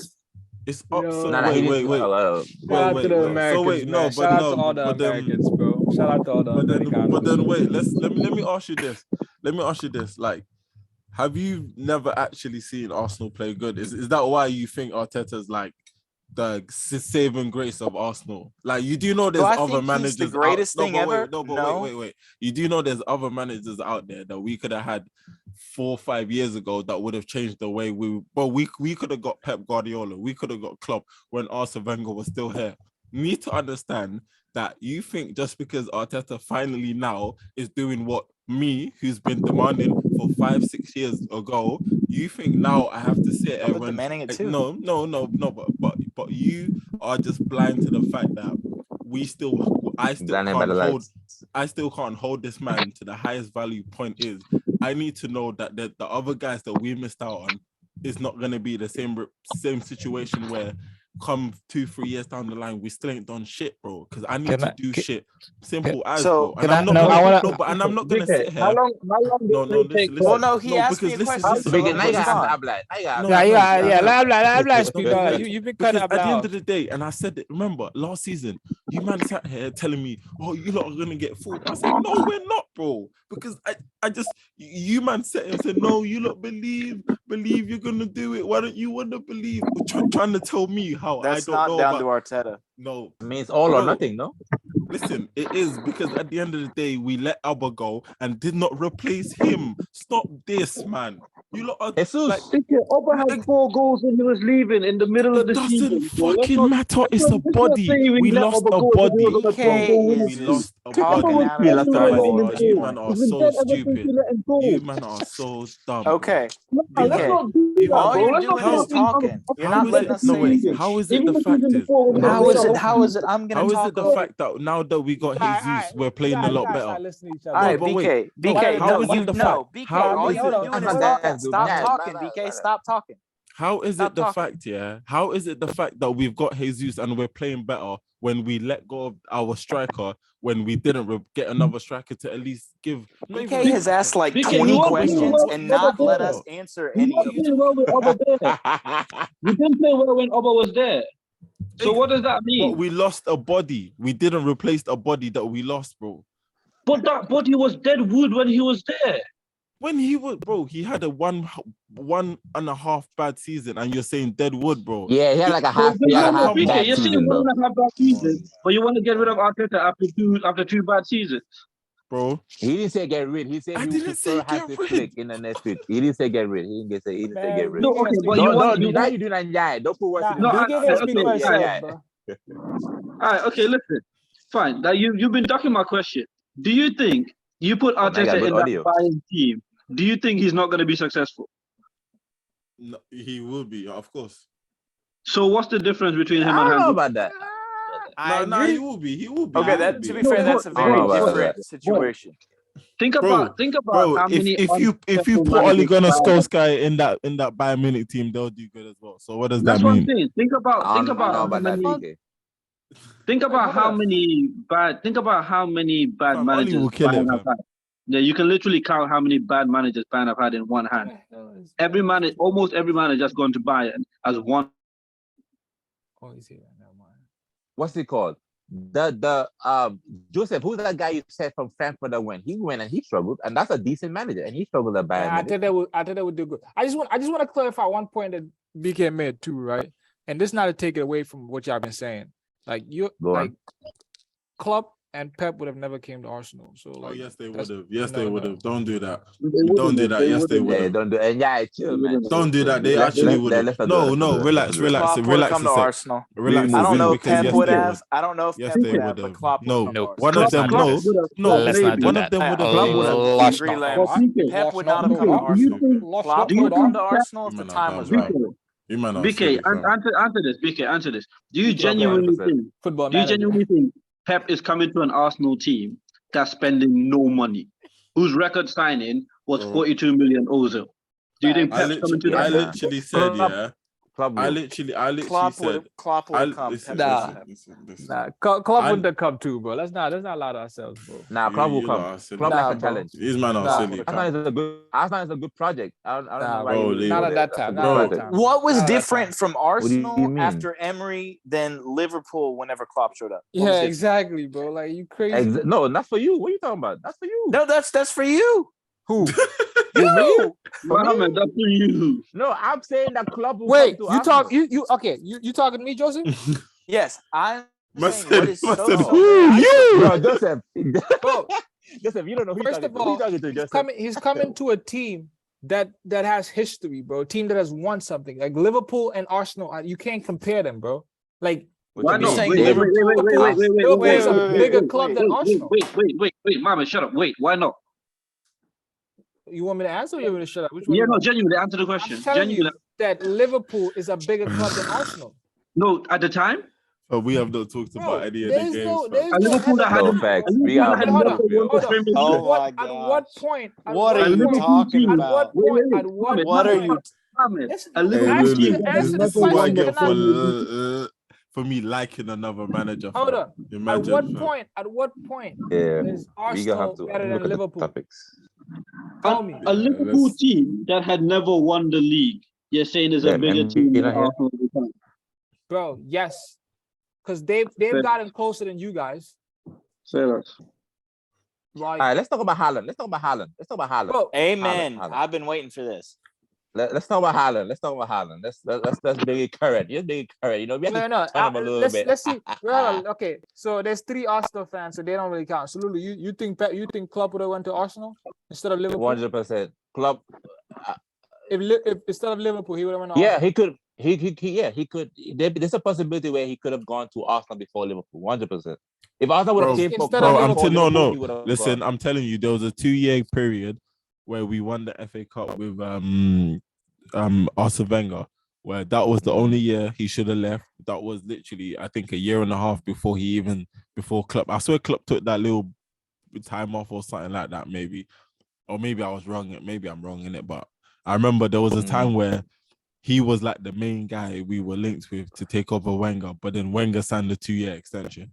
So at the end of the day, trust me, we could. And when I said that, I said we could have got one of them. I named Pep and Klopp, and I said we could have got one of them because I know we could have. Pep was a bit tricky, but I feel like if the team behind Arsenal was better, then maybe. But I don't think we would have got him. But Klopp, I think. So why are you mentioning him then? If you think you don't get him, why are you mentioning him? No, I said we could have got him, bro. What a chance are you getting? More than 30%? I don't know because I bro, you're asking me stupid questions. We wouldn't have gotten Pep. There's no way. Man, you why you didn't sign Haaland? Why you let your neighbor sign because Haaland? They had 0% of signing him, fam. That's why, fam. So keep look at yourself in the mirror. Look at yourself in the mirror before you want to go talk about anyone else's. Anyone else's. I know Man United bigger than Arsenal. I know that. What recently? I know we're a big team. What, fam? You think Casemiro will come to Arsenal? I told you your team's not better than you ours. Think Casemiro will come to Arsenal? You think Casemiro? We don't need him. We don't need him. That's not what I asked. We don't need him. You think what we doing with Haaland? Do you think Casemiro will come to Arsenal? So you think Young will go to United? Arsenal don't want to pay 70 million for Casemiro. You think Young will go to United? Young go to United. Let's talk about players you actually wanted. Do you think Young will go to United? I'm saying we talk about Man United, Arsenal. Which player has denied Man United to come to Arsenal? We don't go. We barely go after the same players, bro. You see these man, yeah. I took your captain. I took your captain. Look at him. Come on. Look at him. Let's talk about that. I agree. Lems is here. Lems, you need to say something. Look, pool don't mean shit if the players ain't shit. Like you lot are sitting here talking like You United wanna have talk So been BK, if Bro, Man United okay, and wait. Arsenal Have go you after said the have same United- player, they'll come to listen, Arsenal. If listen, Man United and Arsenal Mohammed, go after the same chill. player, We're I'm not asking you a question. listen because listen. We don't go for the same players. That's And what that's you not need what to I. You see, understand. you're not We wanna don't listening. go talk for the about- same players. My question is That's if, true. Because we don't go for the if- same. That's not what we I'm asking don't you. go You're for. not, It's okay, not maybe you're not if. listening. Maybe when We you don't listen, go you for hear the my same question. players. We don't Maybe go you for the same listen, players. you hear my question. We don't go for the same If players. you listen to my question, you We hear. do not if- go for the same players. All right. So you don't need Onto players my- then. We don't. We do not go for the same players We- Man United go for. Okay, Oh my we keep days. talking about Arsenal and Chelsea. So I think or not you Arsenal, answered my Chelsea. question. I think that answers my We question. don't. If we talk go about with the Arsenal and same United having players. more pool and going after the same players, I want to hear Lou on this. How you feel about all y'all's targets going to Barcelona? Because I feel like that's walking into a burning building that says free beer in the front.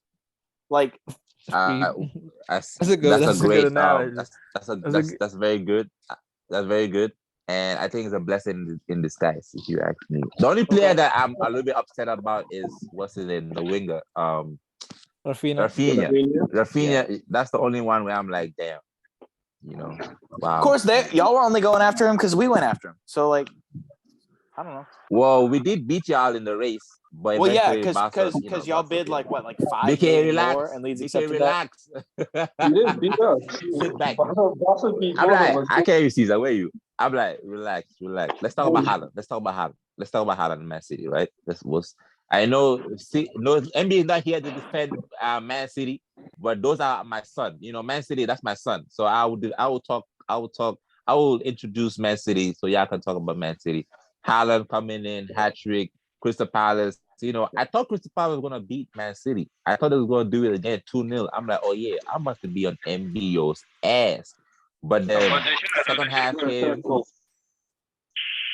had a third goal. Who? Oh yeah, for the a foul. That the should have been a foul. goalkeeper one. The goalkeeper one. What? The one until Ederson was throwing the ball and then Oh, I yeah. think it was Ayew. Yeah, Ayew took a leg out. that girl should have stood, bro. I never saw the City highlights, unfortunately. I think that goal should have I didn't see it. And then they said Haaland. I saw it. A record. Yeah, that was a record too. The Haaland I mean, situation. the goal should have stood because like the ball already left the keeper's hand. So Yeah, exactly. like I don't know, like it was just probably like the shock of it happening, and the referee just didn't give it. And VAR, VAR is useless. That's so useless. I think that goal should have stood. And at that point, it would have been 3-0 game over, bro.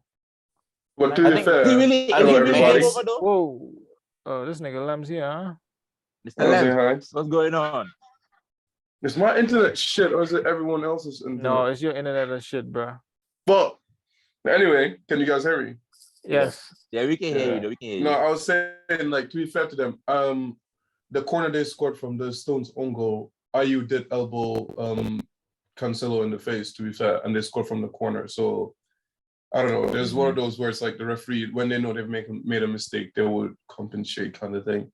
So probably that's why. True. That's probably why, because 100%. he did, because it was a foul. Like he proper elbowed Cancelo for the ball to go out for a corner, and then they scored from the corner. So if you look at it, it's like I also feel like if it would have been the same score if we canceled out both goals, kind of thing. Like it's still would have been 2-0. it's weird for them to reflect on that like that quick. Normally, it's like an hours after the game when they're like, "Oh, we made a mistake."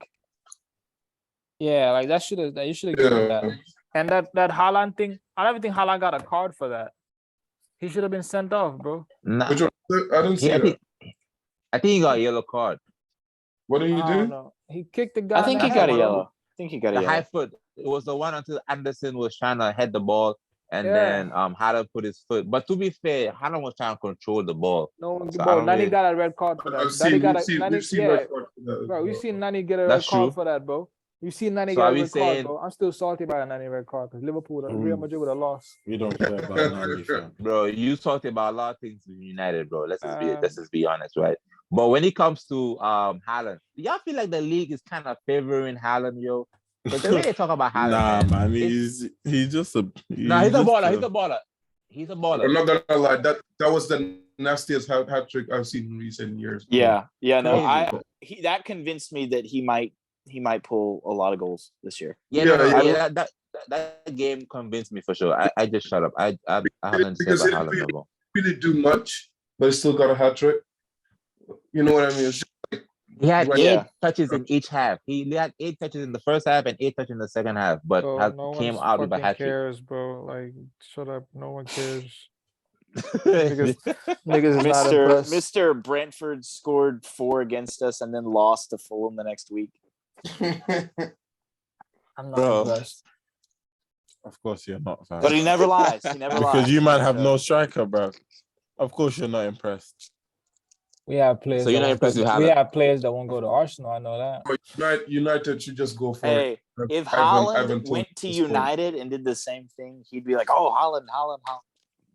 But he's not impressed. He's just jealous. He's not impressed. Not impressed. He's not impressed. Of course you're not. That's what I said. Of course he's not impressed. I wouldn't expect you to be. Of course he's not, fam. It's all right. Man City. What are we saying about Man City? It's like with Man City and Liverpool. They're gonna run away. I don't know about run away, but it's Liverpool gonna be able to compete.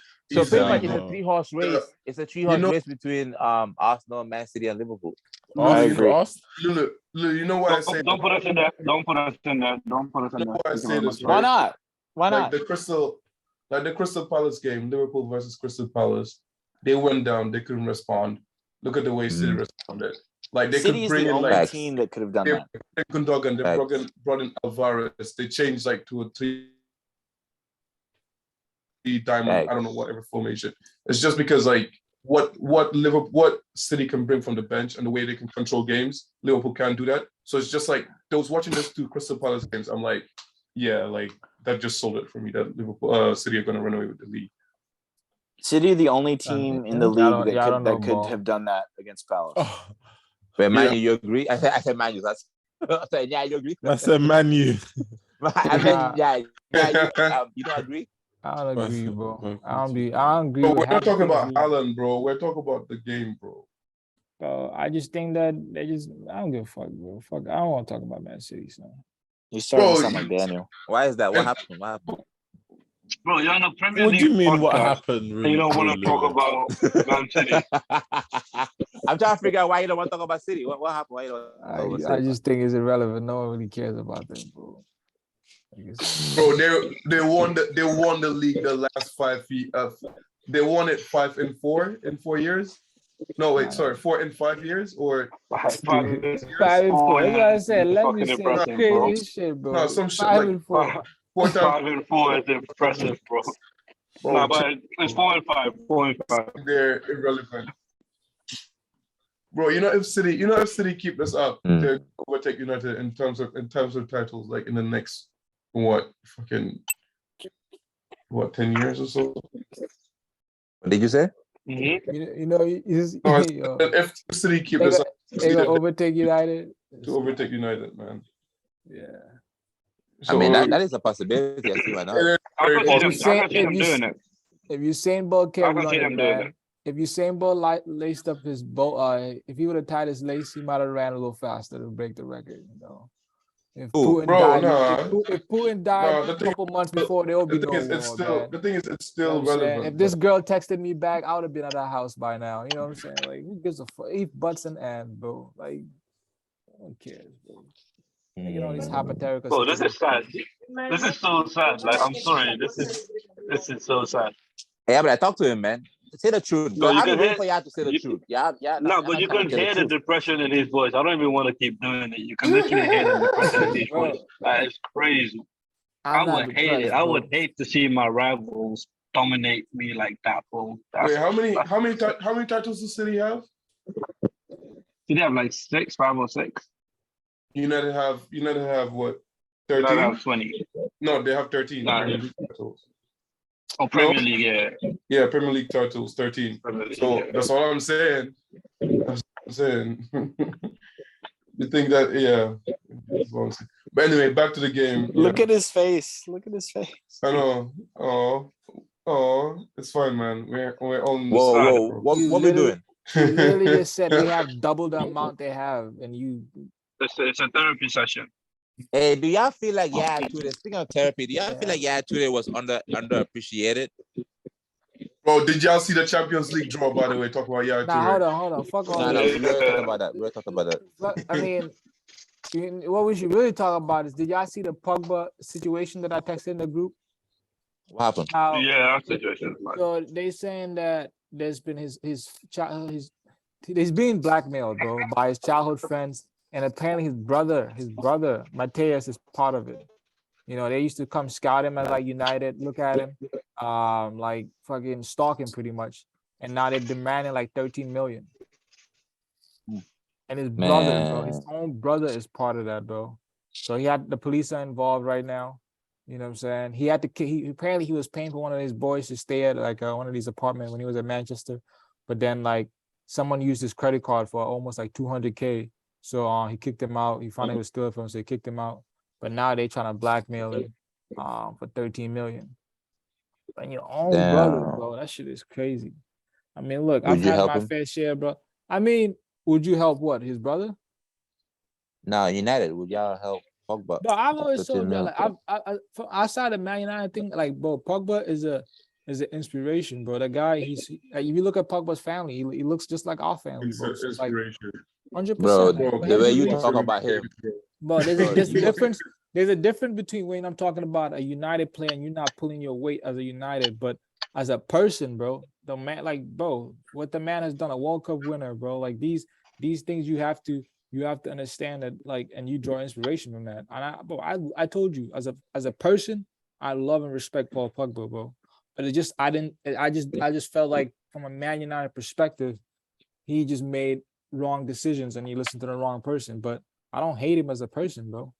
Like, even now when I see people trolling him on Twitter, like Man United fans and even Jesse Lingard, I'm like, bro, these people have left. Like, I don't have that hatred. I don't hate these players. I just dislike the things they did from a United perspective. But as a human being, bro, like, who cares if Lingard is dancing and doing his head? Enjoy yourself, bro. You what?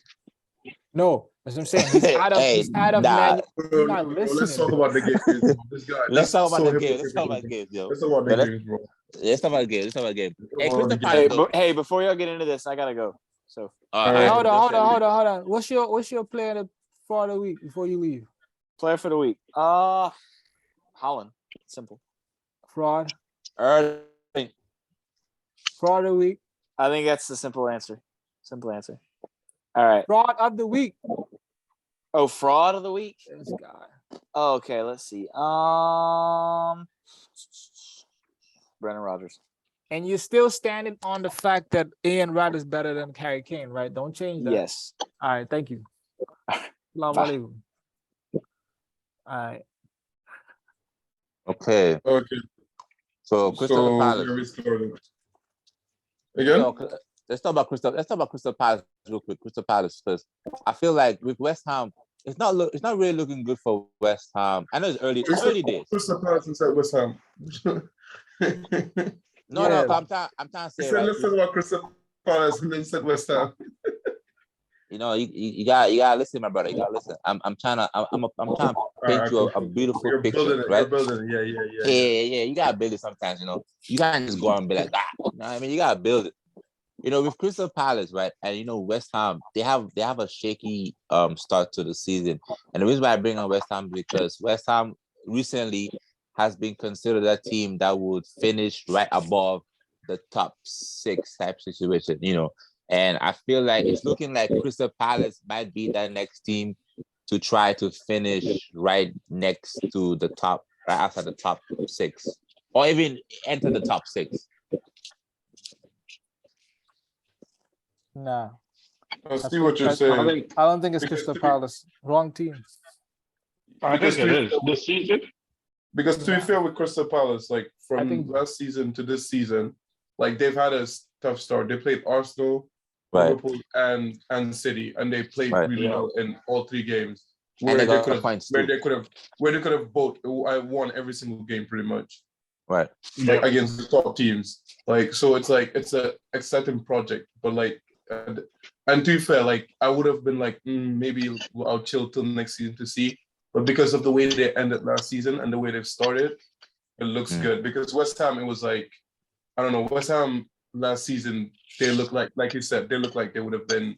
I mean, the season before they finished above Arsenal, didn't they? I don't know about that. The season before, they finished above Arsenal. And last season, they just finished right. When Arsenal finished 8th. Yeah, right behind. They finished right behind United as well last season. So it's like they look very good, but this start of the season, I'm like, I don't know. Jared Bowen looks like a shadow of himself. Like I don't know. Jared Bowen is my fraud of the week because I've had him in my fantasy and he's just been blind. Damn, BK, you gonna allow that, BK? I don't know how West Ham look right now. It's very it doesn't look good for them. They scored their first goal today, and it was a deflected goal. Like they haven't. When I've watched their games, at least they haven't really been creating chances to be scoring. They've been very poor. I see that they're about to get Paqueta from Lyon. West Ham. Yeah, I'm curious. That might be a good signing for them. Yeah, that's what I said. I'm curious to see how that's gonna pan out. Yeah, honestly, it could happen. Hey, what happened to Cotrone? Y'all remember Cotrone? Cotrone. I know Lemps know him. What happened to Cotrone, yo? He's playing in Italy, you know. Because I remember when he first came on the scene, when he was playing for AC Milan, and then he got that move to Wolves. But after that, he moved to Empoli.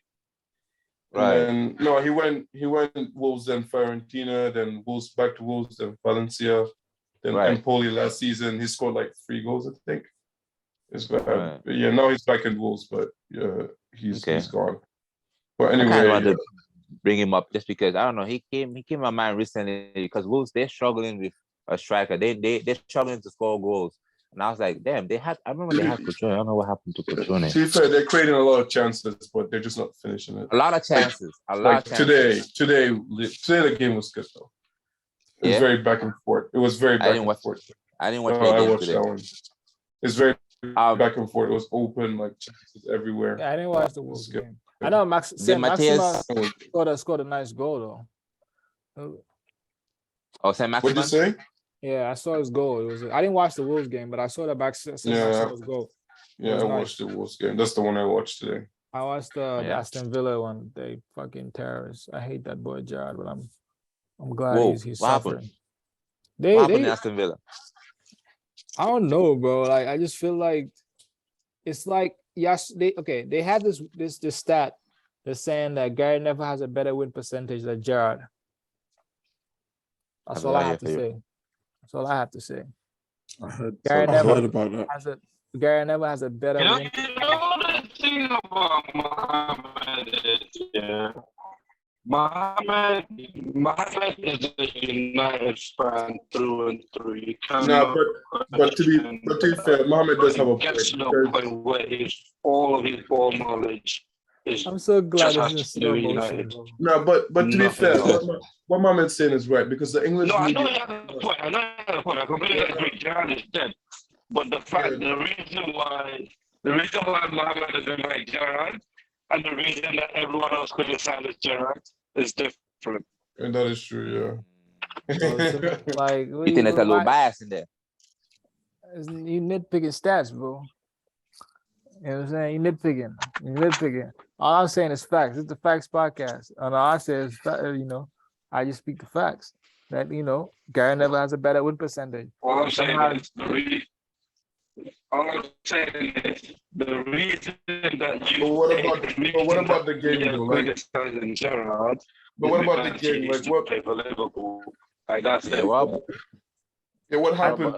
What did you see when you're like, during the game? Yeah. I felt like Aston Villa had a better game. They dominated. They had more chances, but they just couldn't They couldn't really do once they get into the box, they just didn't know what to do. They just lost possession. It's similar to the Nottingham Forest game. Like they had all the possession, they were running all over the place, but they couldn't do shit. But then is that Gerrard's fault or the striker's fault? Because if they're creating all the chances, doing all that, they have to finish. I don't want to answer that question, bro. That's a stupid question, bro. How is that a stupid question? Bro, then like, why are we? Is it the manager's fault or the striker's fault? Bro, that's what I'm saying. Like, so should he buy new strikers or should he like what? That's what I'm asking. Yeah, that was what's the why? Is it Gary Neville's fault that the fucking Valencia they didn't score enough goals? You know what I'm saying? Like the manager, obviously the manager's involved, bro. The manager's involved. Like I don't like Brendan Rodgers today, bro. I mean yesterday. Is it his fault that they didn't win? Is it his fault or is it the striker's fault for not scoring? Like, but there's some cases where it's the manager's fault or it's the player's fault. For instance, with Chelsea, Tuchel has a great system and everything works. It's just the players can deliver. So what Lems is trying to add is that I understand what Lems is saying, but that's irrelevant in the sense that like it's obviously it's a team. Like I understand the manager doesn't have to do it, but you have to first of all you have to blame the manager, bro. Like no, you question the manager when the tactics are wrong, when the squad selection is wrong. Obviously, what he's doing is wrong. That's what I'm saying. That's when you question the manager. Like, you know what I mean? But like, if everything's working and just not finishing, that means just go get a striker. Yeah, that makes sense. So Ollie Watkins not doing it? That's what I'm asking because I've only watched one Aston Villa game. Or two. You watch the game, guy. You have to tell us. Watkins scored in both games I've seen. So. I think if you're gonna use that analogy, that applies to everything. That's what I'm saying. And then applies to throughout the board, bro. Like you can't just say then like, okay, it's working. Clearly, it's not working, bro. It's not working because if you. But you said they did everything except score goals, so that means everything's working except. That can be a tactic, bro. Like I said, did you watch Nottingham Forest game? I watched a little bit of it against Spurs. I didn't watch the game. If anyone watched the game, you can see the exact same thing too. But that's just but that's down to quality though. That's not the manager's fault. Mohammed, I was gonna say, Mohammed, do you not agree that it's the job of the manager in an attacking sense? It's the job of the manager to create tactics so that the club has a goal scoring opportunity, whether the goals go in or not. So that's what I'm saying. So I was just looking at the Villa stats because I watched the game, but I just wanted to see the stats. Villa had most of the possession, but they also had 9 shots. So is it really fair to say that Gerrard is the reason why they're not putting any of those shots away? They had 9 shots, 5 of which were in the box or outside the box. So they are creating goal scoring opportunities, but is it that they 9 shots? Is it Gerrard's fault they're not putting it in? I'm saying, I understand the question, right? I understand the question, but I think it's like you can't nitpick it only in this particular situation because the criticism I'm labeling the Gerrard is how we label all the managers, right? So it's not just like if you're gonna bring this now, then you could bring it into all the other teams then, right?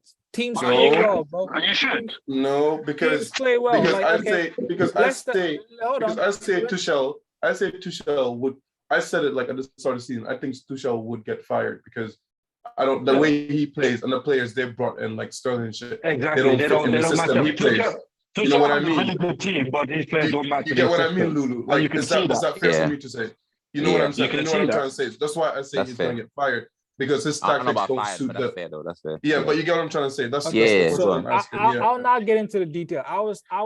I'm disagreeing with that line of questioning from a general perspective because I feel that ultimately it's the manager's fault. Always, like we always blame him. I understand there's certain specific. Hold on. Let me. No, I just want to ask you a question and you can reply. I want to ask you a question because it's within your answer as well. You can reply within your answer. Was it Ten Hag's fault the first 2 games that you lost? That's a good question. Like I was saying. All right, y'all done? Are y'all done? Right? No, we've been done. Ready? So let me. I'm glad that was amazing. Let me quote one of the GOATs. Right? He says, "A manager always wins the game from the tactical side of things." Man's reading from Wikipedia. That's what Mourinho always says. He says that it's anytime the manager sets a team up, he already has won. Like it's not his fault. Now to get back to the point I was saying, in a general sense, it's his fault. Now to get to the specifics, if you watch the game, you could see that Aston Villa were doing the same thing over and over again. Why didn't he change it? You know what I'm saying? If you but you said they're creating chances, but they're not scoring. That's what you said. That's the only problem. So how can you change that? All you have to do is just buy a new player. I said that they were doing everything to get into the box, but they couldn't find ways to score the goals, bro. Like I don't remember them having a clear-cut chance. Like I felt like every time they were doing the same thing over and over again. Again, it's the Nottingham Forest game today too. Spurs set up the tactic to allow them to have the ball. And I feel like West Ham played that same tactic. They allowed them to have the ball and they went on the counter. So obviously you're gonna get in the box. Obviously you're gonna have more possession. Obviously you're gonna have more shots. But what did you have clear-cut chances? What are you doing with the possession? What are you doing with it? How are you changing? If you go every time you're doing the same exact thing, you lose the ball, then they counter you. Obviously they're in control of the game. So that's what I'm getting at. So back to Jaz's question then. Was it Ten Hag's fault when you guys lost those 2 games? I mean, obviously it's a team sport, bro. The manager also has to take credit from it. No, let me don't deflect, bro. If you shut up and let me finish, you hear what I'm saying. The manager has to take a blame for it in the sense that I told y'all the 2 games that I blamed Ten Hag, he played the same players. He didn't change it up. Now there's reasons behind it. But I wouldn't personally say it is Ten Hag's fault, but he also has the blame in that. Because he didn't change it. So yes, you can give him some blame on it. But if you're comparing it to Aston Villa, would you say how is it different though? Because you said Ten Hag didn't change the team, but he did. The team that started against Brighton is not the same team that started against Brentford. You played 2 different teams. I don't know how different the teams was, bro. Very different. Very, very different. What different was it? How different was it? So Ronaldo didn't start the Brentford game. Ericsson started the Brentford game. I don't remember Ronaldo started any game. Who said Ronaldo did they? No? I don't think Ronaldo started, Exactly. No, who was your front 3 against? Who was your front 3 against Brighton? I don't remember. So you played. So Brighton, you started.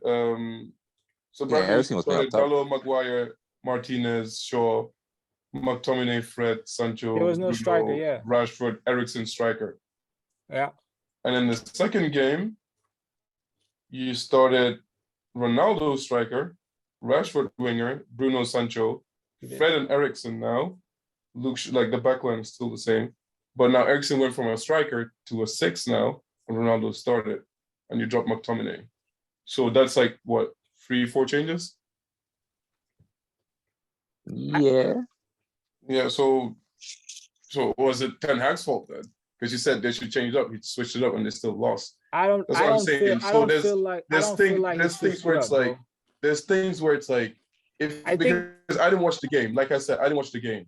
Right. I've only seen Aston Villa play once or even a half a game. So like all I've been reading is like, okay, Gerrard has been, has a lower win percentage than Gary Neville. That's all I've seen everywhere. But is it because his tactics are not working, or is it because his players are not clinical enough? That was the question. I think it was a fair question too. I think it's a bit of both, but again, what are you doing to change it in the game, bro? But you can't really do much to change it in game if you don't have good enough players, right? If you look at Arsenal as an example, 2-3 years ago when Arteta first started, the team that we had was rubbish. You could see Arteta's tactics, you could see how he wanted to play, but you could also see he didn't have the players to play that way. Once we got better players, the football got better. We started playing better games, getting better results. So our question is that what it is for Gerrard? Can you see his tactics and he needs to improve his team? Or is it that Gerrard's tactics don't work? Now you're asking questions. That's the question. My question is his tactics are not working. That's what I'm saying. Because when I look at that game. So the first game he played 2 strikers against Everton and a diamond field and they won. Second game, he switched it up against the Crystal Palace game. He switched it up to a front three. So now he's dropped a striker. He's changed 2 players. The last game now he's changed it back again to a diamond with 2 strikers. So he is trying new stuff with different players. Bro, so is it like so he's trying stuff? So no one gives. I don't give a fuck what the other game was. I'm talking about the 90 minutes, bro. He did the same thing for 90 minutes. It wasn't working. Switch it up. Try something different. So you're saying, okay, so for example, Pep Guardiola, right? When it does not work, he still plays the same way, but they're still getting results. Why? Because they have the quality players. He has quality players to do what he wants them to do, and it ends up in wins. So what's your point? What are you getting at? My point is, right? Yeah, what's your point? My point is, if his tactics are shit, then fair enough, then blame him, whatever. But if his tactics are clearly working, but it's just down to the fucking called? So what are you saying? Quality of the players, then you can't. So you're speaking on both sides then, because like that's what I don't understand how to get. You know what I'm saying. You know what I'm saying. And why we started this conversation? It's blue. You going left. No, you know what I'm saying. And why we started this conversation? Because you are a United fan and you're criticizing Gerrard for the sake of criticizing Gerrard. That's my point. Exactly. I don't know what the point that Lemon is making, but that's my point. I feel like you're criticizing Gerrard for the sake of criticizing Gerrard. That's what I'm saying. That's what I'm saying. You're criticizing, Villa outplayed West Ham, but you have no basis to criticize them. You're just criticizing. Villa outplayed West Ham. Mute yourself. West Ham scored a very lucky goal, but Villa outplayed West Ham. The goal was deflected, and had it not been deflected, Martinez would have saved it. The game would have ended 0-0 at best. So it's not that West Ham out. It's not that West Ham outclassed Villa. It's not that West Ham played better than Villa. I'm like, when in my last 5 minutes did I say West Ham outplayed Villa? Is that what I said? Well, you said the tactics didn't work. Yes, you said Villa's tactics didn't work. It did not work because I don't think. So if Villa's tactics didn't work and West Ham tactics didn't work, did you what was happening in the game? Did you watch the Nottingham Forest game on Spurs? I watched the last couple of minutes before the second goal went in. That's when I started watching. Well, and I know what you're saying. I know Nottingham Forest, we're having a lot of the ball. They dominated. I get what you're saying. If you can say it Nottingham that way. Forest are getting a lot of the ball. But that's my point. If Nottingham Forest had better players, they would have scored. A better team than Nottingham Forest, and that same game and that same situation. They scored against Tottenham. But that's the game. That's the way West Ham set up. Though. They set up to soak that. That's the same way Spurs did. Spurs set up way. Listen to what I'm saying. Listen to what I'm saying. I know Spurs set up to counter them. But what I'm saying is the chances that I saw Nottingham Forest have, a better team than Nottingham Forest will score those chances. It's not that Tottenham stopped Nottingham Forest from having goal-scoring opportunities. Nottingham Forest had goal-scoring opportunities. They just weren't good enough to take them. Hold on. The chances I saw Aston Villa had also, a better team will take those chances. That applies in everything. That's our point. That's exactly our point. So the Gerrard have bad tactics, the Gerrard have bad tactics, or the Gerrard have bad players. Unless you unless you have two Barcelona 08, it always happens like that. One team will have chances and not take it. So like, what do you say? That's why. My point. Hold on. Let me finish. No. Hold on. You have to listen. I've been listening to y'all, and I'm telling y'all that this is why I say I disagree with the general, the counter of this, because it applies throughout the board. Now I'm speaking on that one specific game, right? Obviously, bro. Anytime that's why I brought in a Mourinho quote, because if a manager is not going to set up his team and have tactics for them to lose, he's gonna do what he thinks is best, and that's what Gerrard thought he was best. And my thing he had tactics to win, but they just didn't convert the chances. Bro, and every manager will tell you, every manager that's gonna get fired for losing is gonna tell you the same thing. I didn't have enough players. That's what they're gonna tell you, bro. If I was to help Nyai real quick, right? What's his name? Graham Potter. Graham Potter for Brighton, right? Brighton don't really have the players to perform, but they continue to perform because of Graham Potter. That's the manager. The manager is the reason why they performing. But where did they finish? I swear they finished higher than Aston. I swear they finished higher than Aston Villa. No. But they did finish higher than Aston Villa. But what I'm saying is, My point Lems is, doesn't argue. Lems just argue just to counter whatever you're saying, bro. That's what I realized. But that's how you argue to counter what the person's saying, though. That's how you argue. But still, if you're listening, then you know what I'm saying. Yeah, I mean, you gotta counter. My point is, when it comes to one game of football, if chances weren't created and the team loses, you can be like, all right, the tactics didn't allow the team to create chances. If there was very few chances created. If chances were created, but they weren't converted, you can't blame the manager for that. Because the manager's not telling them not to score. The manager's like the tactics for them to have those chances. Once you have the chance, it's up to the players to convert those chances. And if Aston Villa had converted one or two of their chances, we'd be here talking about a different game. It's because they didn't convert their chances. That's why we're here talking about West Ham won. Because West Ham didn't convert their chances either. West Ham had a deflected shot which went in.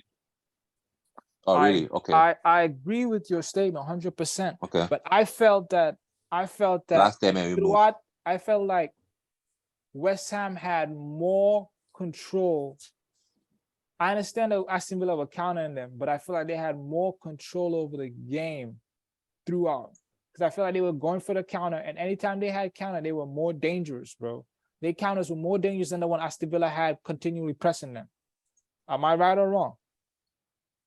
Especially when Antonio came on, and I think the second half, bro, the game changed.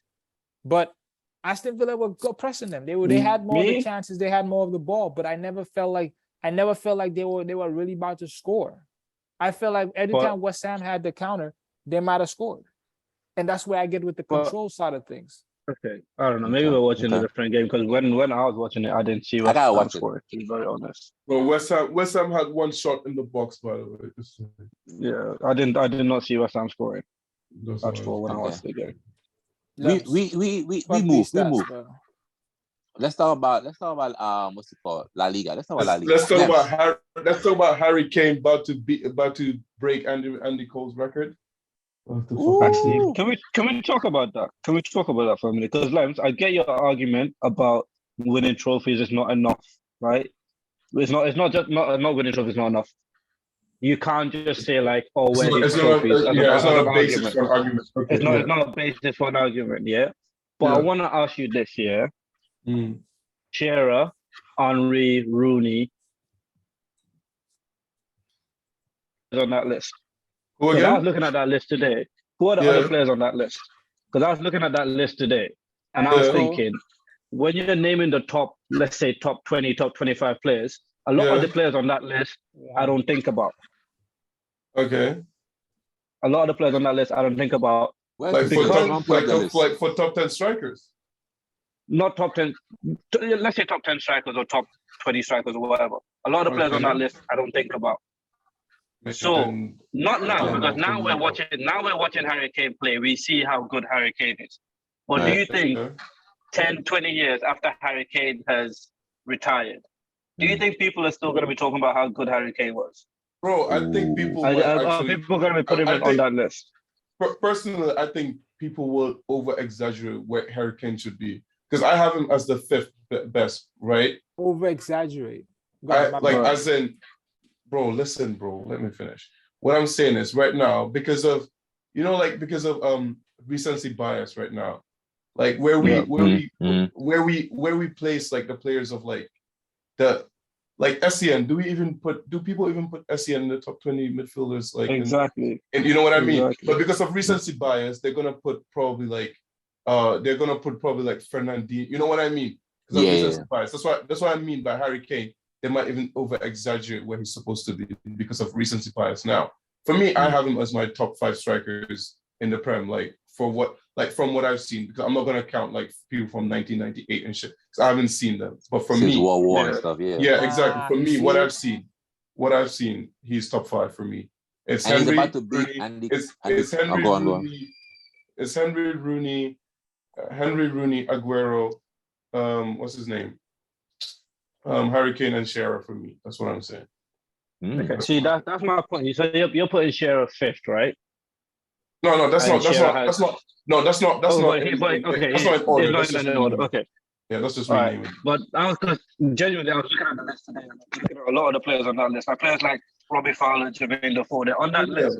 But you never look at them and you're like, these are like top 10 strikers. Oh, yeah, because like Salah, Salah's gonna retire, and people are gonna call him maybe the GOAT of winger of in the Prem. You know what I mean? Because recency bias. You know what I'm trying to say?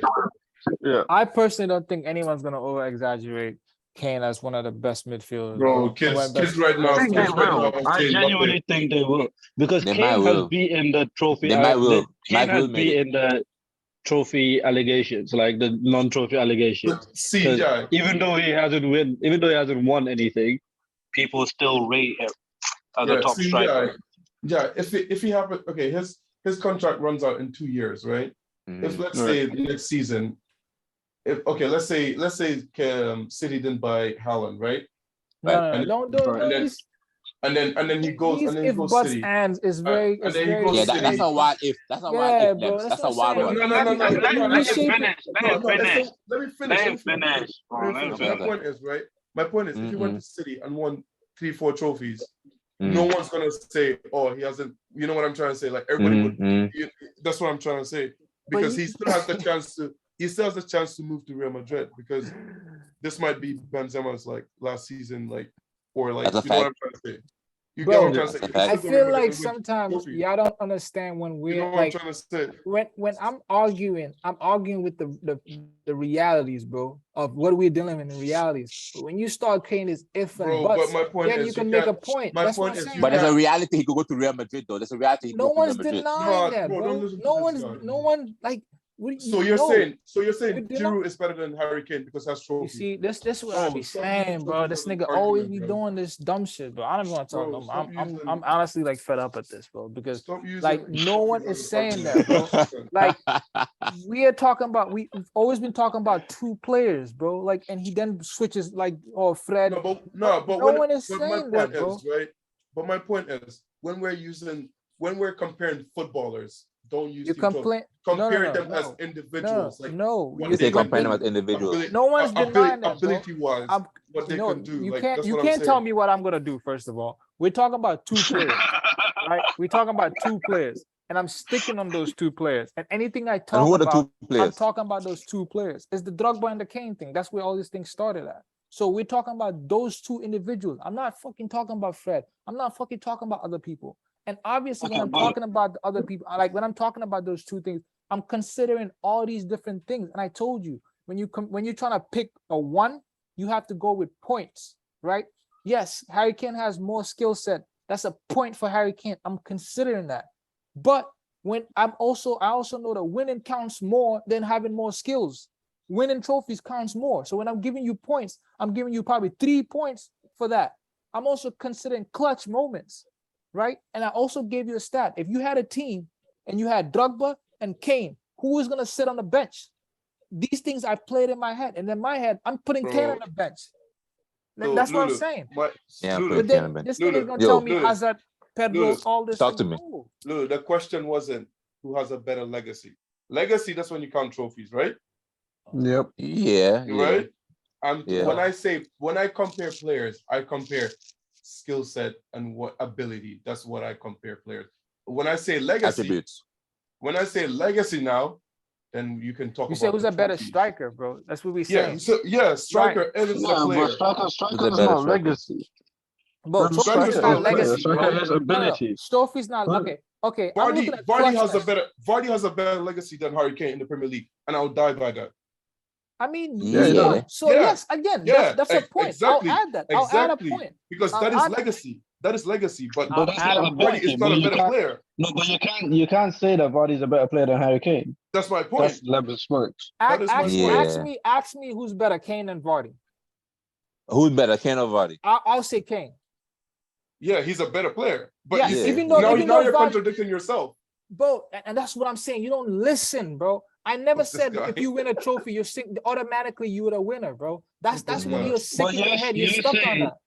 You're saying winning trophies is more important than all the other attributes. Yes. No, he's saying that. Yeah, he's saying that. But there's levels. Okay. You have to have a tally, though. No, It's listen. It's a tally, bro. It doesn't automatically win. It's not like the Harry Potter, the fucking snitch. You with it, then you over. That's not what I'm saying. No.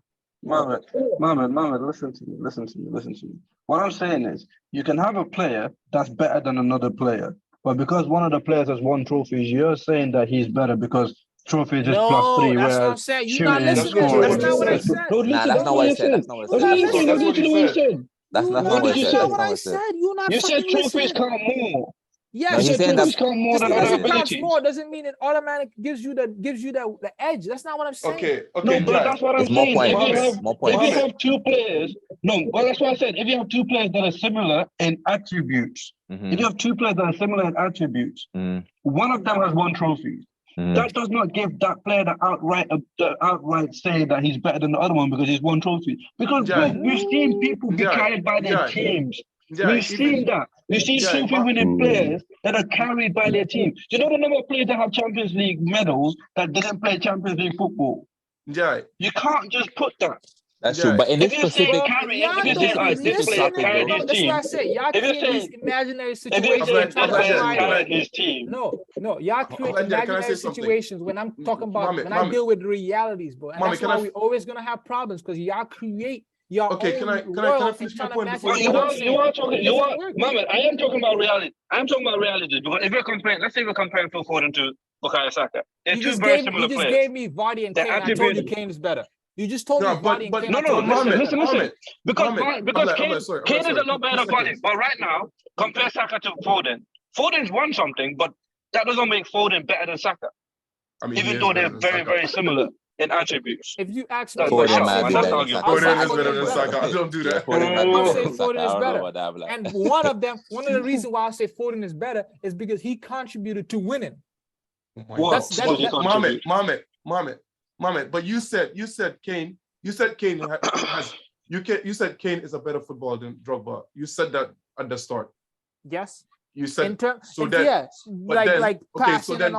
my question. You answer my question. Now, if I say legacy, you can say Drogba. I'm not arguing with that. You see, now you're confusing this. When I say Kane is better and like he has more skill set, like he can pass. So he's a better footballer. It's not that far off though. It's not a crazy. Yeah, but he's a better footballer. Again. Not far off though. No, listen. Lulu, I get it. I get it so far off, but he's a better footballer, right? He's using. So if I ask you the question, who's a better footballer, you say Harry Kane, right? But if I say who's a better legacy, you say Drogba. Cool.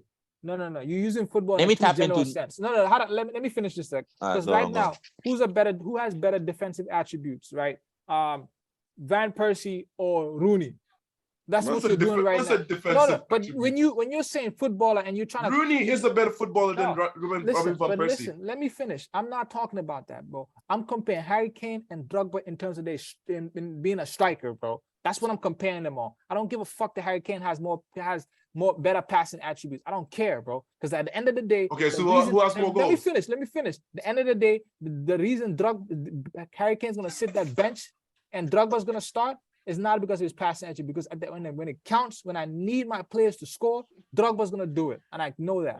Bro. And he's won. And that's what Kane to score. He scored. Harry Kane. Oh, I don't know, man. No, I'm going with Drogba though.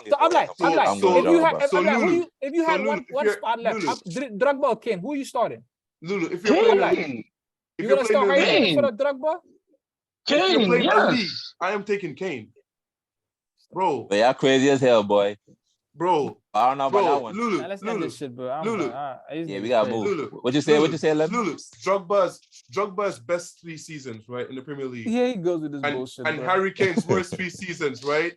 Yeah. Similar numbers, bro. Similar numbers in terms of goals. You're telling me you're taking. If you're saying in a final, let me tell you why. If you're telling me final, I'll say Drogba because he's done it. But in the league, I'm taking Harry Kane because he's let me tell you why, right? It's like if you ask me, would you take Son or Hazard? Prime Hazard and Prime Son. Who would you take? I'm taking Prime Hazard. You taking Prime Hazard? Yeah. The main reason why you're taking Prime Hazard is that Hazard is gonna win you games by himself. We haven't seen Harry Kane win games for Spurs by himself. I've seen it multiple. Arsenal fans know. Arsenal fans, and that's the thing. Arsenal That's the thing that Nyai is trying to tell you. And that's the thing that Nyai is trying to tell you, right? Harry Kane has done it against Arsenal in a derby. Harry Kane has done it against one of these Chelsea small teams in the Premier League. He's done it against United. Chelsea. Chelsea. Yeah, he's done it against United, all the big whatever, teams. Yeah, he's done it against City last season. When it comes to when it really matters in the finals, that's what I'm saying, Lulu. Has been the two finals. Lulu, that's what I'm saying. The two finals. But no, I answered that. I said in a final. If you ask me who I'm picking in a final, I'm taking Drogba because he's done it. But in a league scenario, I'm taking Harry Kane. And this is what I'm saying. Okay, that's fair. No. And like if you ask me Messi, Ronaldo, in a final, I'm taking Ronaldo. But in a league, I'm taking Messi. It's fair. It's fair. I understand what you're saying, though. When I'm comparing players, it's not wrong. I give you these points. I give you these scales. And in my head, I already added these numbers up. And I know that Drogba is better because, again, the same reason you say you picked Drogba in the final over Kane. Yeah, but that wasn't the question, Mohammed. You're not answering the question. When I'm comparing two players, I add up these points. That's another point for Drogba. Who's more clutch? Mohammed, what about Van Persie and Kane? Van Persie and Kane? Who's a better player? Yeah. Nah, that's a question. No, and using your. I'm thinking about it. Next. Yeah, we move. Let's do player fraud. I have to think about that. I have to think about it. You know what I'm saying? It's not a think about it because who's your player? So I'm like, so my player of the week. No, wait, no, hold on. I'm asked this to BK earlier. Bar Henry. Is Harry Kane? Who's better than Kane in Arsenal's history? Forwards. Bergkamp and ball handling. Bergkamp and Henry, not even close. Listen, bro. Who's the better forward? Who's the better striker? So Bergkamp. Henry. Bergkamp not a striker though. Is Bergkamp a striker? No, striker no. No, he said ball Henry. Ball handling. Yeah. No, Paul Henry. Besides Henry.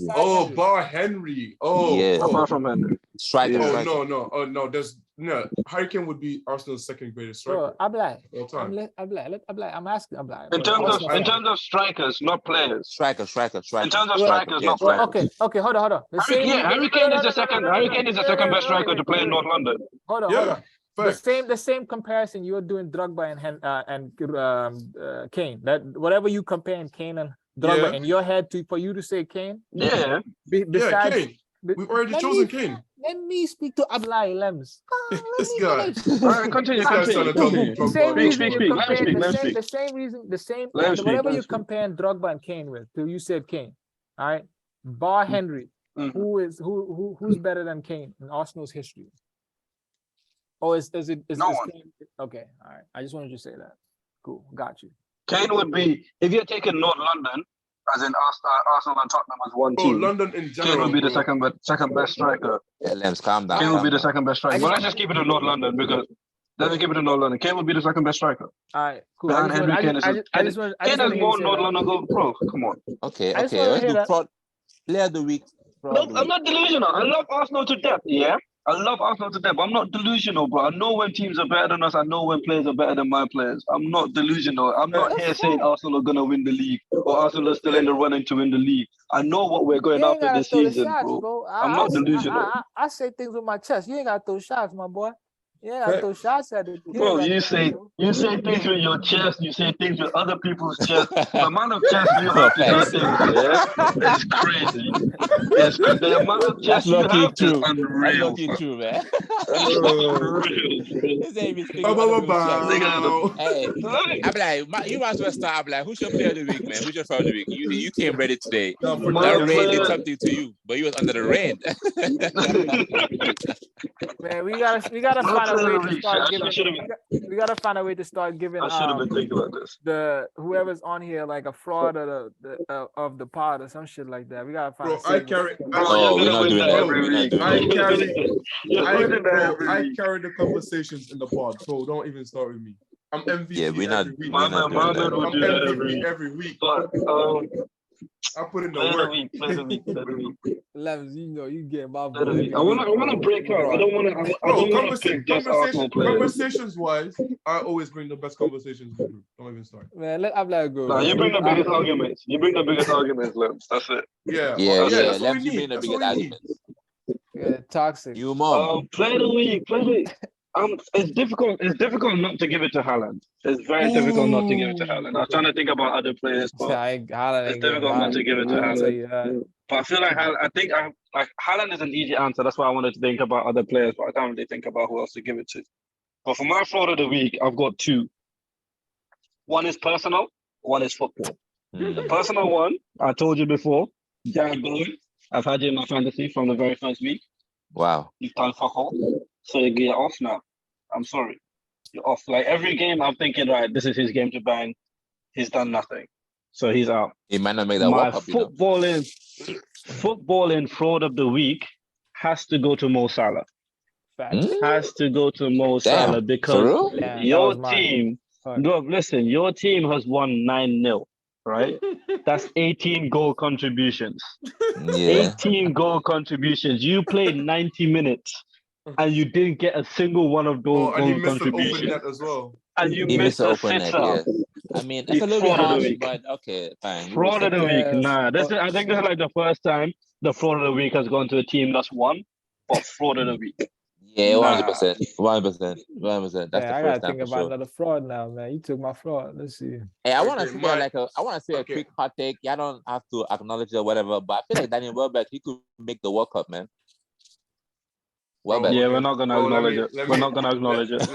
No, we're not gonna acknowledge it. All right. My player of the week is Bobby Firmino because Daniel came in the pod and said Bobby Firmino is finished. I'm like, nah, chill. Who said that? Daniel. He came in the pod in the group chat and he said Firmino is finished. I backed him and he scored a hat-trick and 2 assists. Player, bro. He's a player. And my fraud of the week is going to Bournemouth, bro. How you holding 9 like that, bro? Have shame. Boy, did you hear Scott Parker's have shame press after, bro? He's like, yeah, man, we fucked. We need players. We fucked. Scott Parker said that they were shell shocked. Can I ask a question? Do you think there's a reason why it never gets past 9? In the Premier League. Yeah, it's never always 9-0. I saw the thingy. What? I saw the tweet like saying that. Yeah, that was. I think it's probably the 90 minutes, but if you look at it on average in a professional game, like I think 9 is probably like reaching it, bro. Because if you gotta think how many times you gotta score, defend, like I think to score 10 is difficult. Unless it's match speed. I think about it like this. If you can beat a team 9-0, you can beat that same team 10-0. Yeah, easily. I don't see that any reason. I mean, we'll see. I don't see that. The weekend is scoring 9 goals, just go in 10. There's going to be a new weekend. Maybe a new team will try. Who knows? And also, see? That's the challenge. And also, shout out Arsenal versus United 10-0. Can I say? Can I also? We gave you 8, so you know you should know how. Can I give a second shout out and a second boo to Sterling for a shout out. You're doing good. And a boo to Gallagher, bro. What were you thinking, bro? Gallagher, bro. Yeah, who that facts. man, bro? Toe tomato said that nigga, bro. Keep your head up on Gallagher. I told Gallagher can make it in Chelsea, bro. I told this man. Leicester might be my other fraud of the week. Hey, that's how you playing against a 10-man team. Go ahead. Yeah, bro. You already took my Mo Salah, bro. Relax, bro. Yeah, Lems and I'm like, they trying to. Sorry. Lulu. Nah, because whenever I think about it, I just find new candidates. Whenever I think about it, I find new candidates. Yo. Lulu, Mohamed basically he will just do a United bias and say, "Oh, Gerrard fair of the week." I already know that already. So you know already like. I was gonna give it to Jared. Bruno Fernandes. Nah. Bruno Fernandes about to be player of the week. Nah, bro. It's gonna be a United player for sure. You know what I'm saying? Bro, can I give my players, nigga, down? They had for keeping a clean sheet.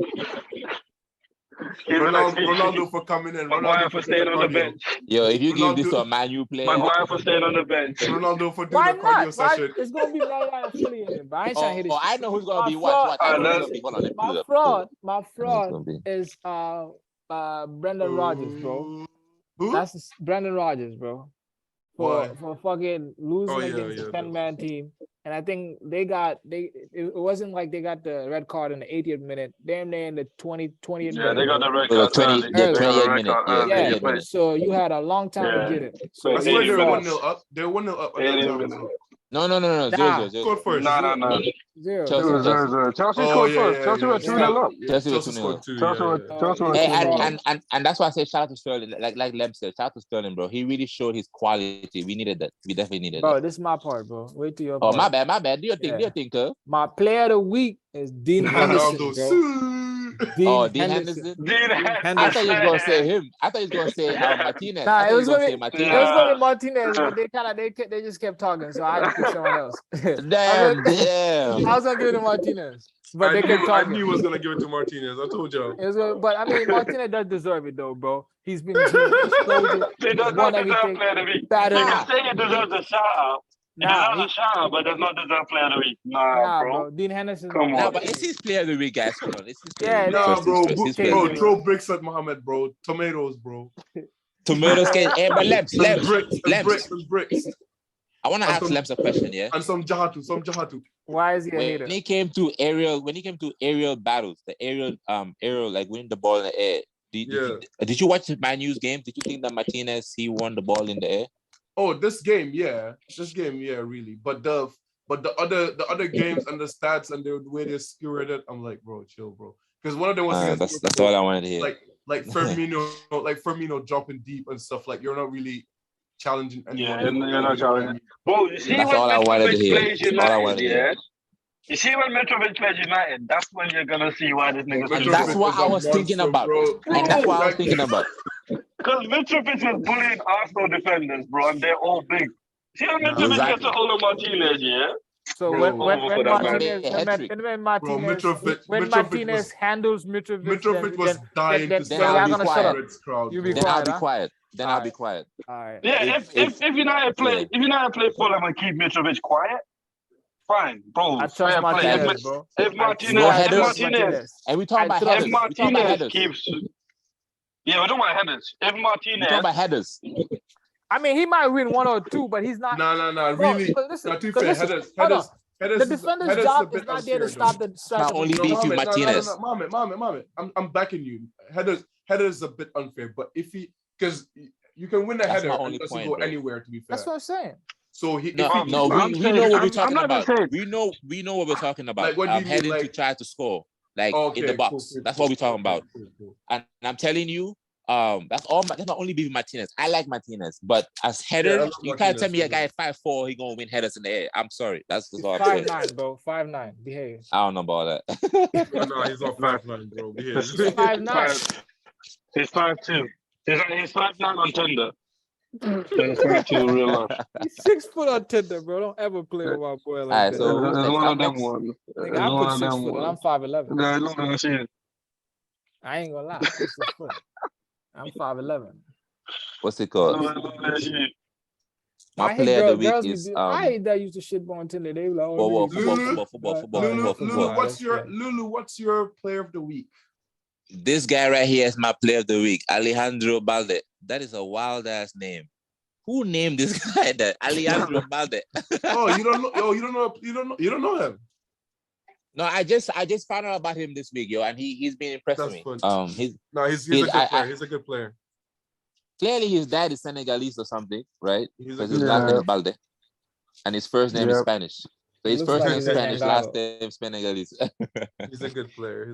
He's doing. I don't know why Barca want to buy Marcos Alonso when they have him. Like, what's the reason for that? Lems, you in La Liga, you talk to us. Why would Barca want to buy Alonso and they have him? Barcelona is a strange team, bro. I don't even acknowledge them, bro. But they look scary. They look scary, though. I'm not gonna lie. No, they look good. I was having this conversation earlier. You can't break that many laws, and not have a good team. Yeah, I'm sorry. they The have to win. amount of La Liga. backroom dealings, Barca have done, they have to have a good team. Oh yeah, You don't put yourself through all of that. The young starting on the bench again. Who? This guy better leave, bro. I don't know what loyalty he has for Barcelona, but he better leave, man. I think it's his money. I think he wants his Bro, money back. Barca are blackmailing him. Pedri over you. Barca have either kidnapped like parents or something like that. Yeah, they want their money back. That's what it is. It's like, I want my money. So give my money, cuz. Shit. Anyways, who's my fraud? I'm gonna give fraud to Tipichu. Wow. I'm gonna give to the referee against Crystal Palace versus Man City. I'm gonna give it to the ref. Yeah, he could have had stinkers. Two stinkers. Yeah, I'm gonna give it to the ref. But other than that, well, we done. That's it. Is BK awake? BK went to sleep. Listen, he's in England. But wait, we gotta wake him up because he's the one that has the control. Oh wait, he has to wake up. Yeah, he gotta end the recording. Call BK. Call BK. Watch you call BK, right? With Casemiro leaving Real Madrid, we haven't really discussed that. I feel like that's good business for Real Madrid, no? If you think about it, it's good because they already signed his replacement. They already signed his replacement, and they get to balance their books as well. Yeah, for 30-year-old player, right? Yeah, like Casemiro is still world class. Like he's still world class. Yeah, still world class. He's the best. I think it was a panic buy for United still. He's the best CDM in the world, in my opinion. Yeah, like him and Rodri up there. But then, like, you know what I mean? Like, if you're getting that much money for someone at that age and you already have his replacement ready, you know what I mean? So yeah, it's like it's a win-win. Like, it's a win for Casemiro. It's a win for Casemiro and United and for Real Madrid as well. So, is it really a win for Manchester United though? Because with the length of his contract. And him being on like, I think it's still a win for United. It's not the player they wanted. It doesn't fit the player. It doesn't fit the profile of the player. Like they've been following De Jong for the whole transfer window, and Casemiro does not fit that profile. But Casemiro is an addition. He's better than what they currently have. But Njai, don't you think maybe it is the right profile because maybe Ten Hag was thinking, because McTominay had a decent like preseason. He was like, okay, maybe McTominay can be my Casemiro, but then realized, this guy can ball like what I need him to do. So, what I'm I get it. I get what you mean. That's why I said he's an improvement on what they currently have. Yeah, but it's what good DM like Casemiro. You still miss that player in De Jong, a player like De Jong who can carry the ball forward for you before it gets to the Bruno Fernandez's, the Eriksen's, and your strikers. I think you still need that midfield. Yeah. I guess, to be fair, Eriksen. It looks like Eriksen, yeah. I feel like it's gonna be Eriksen for this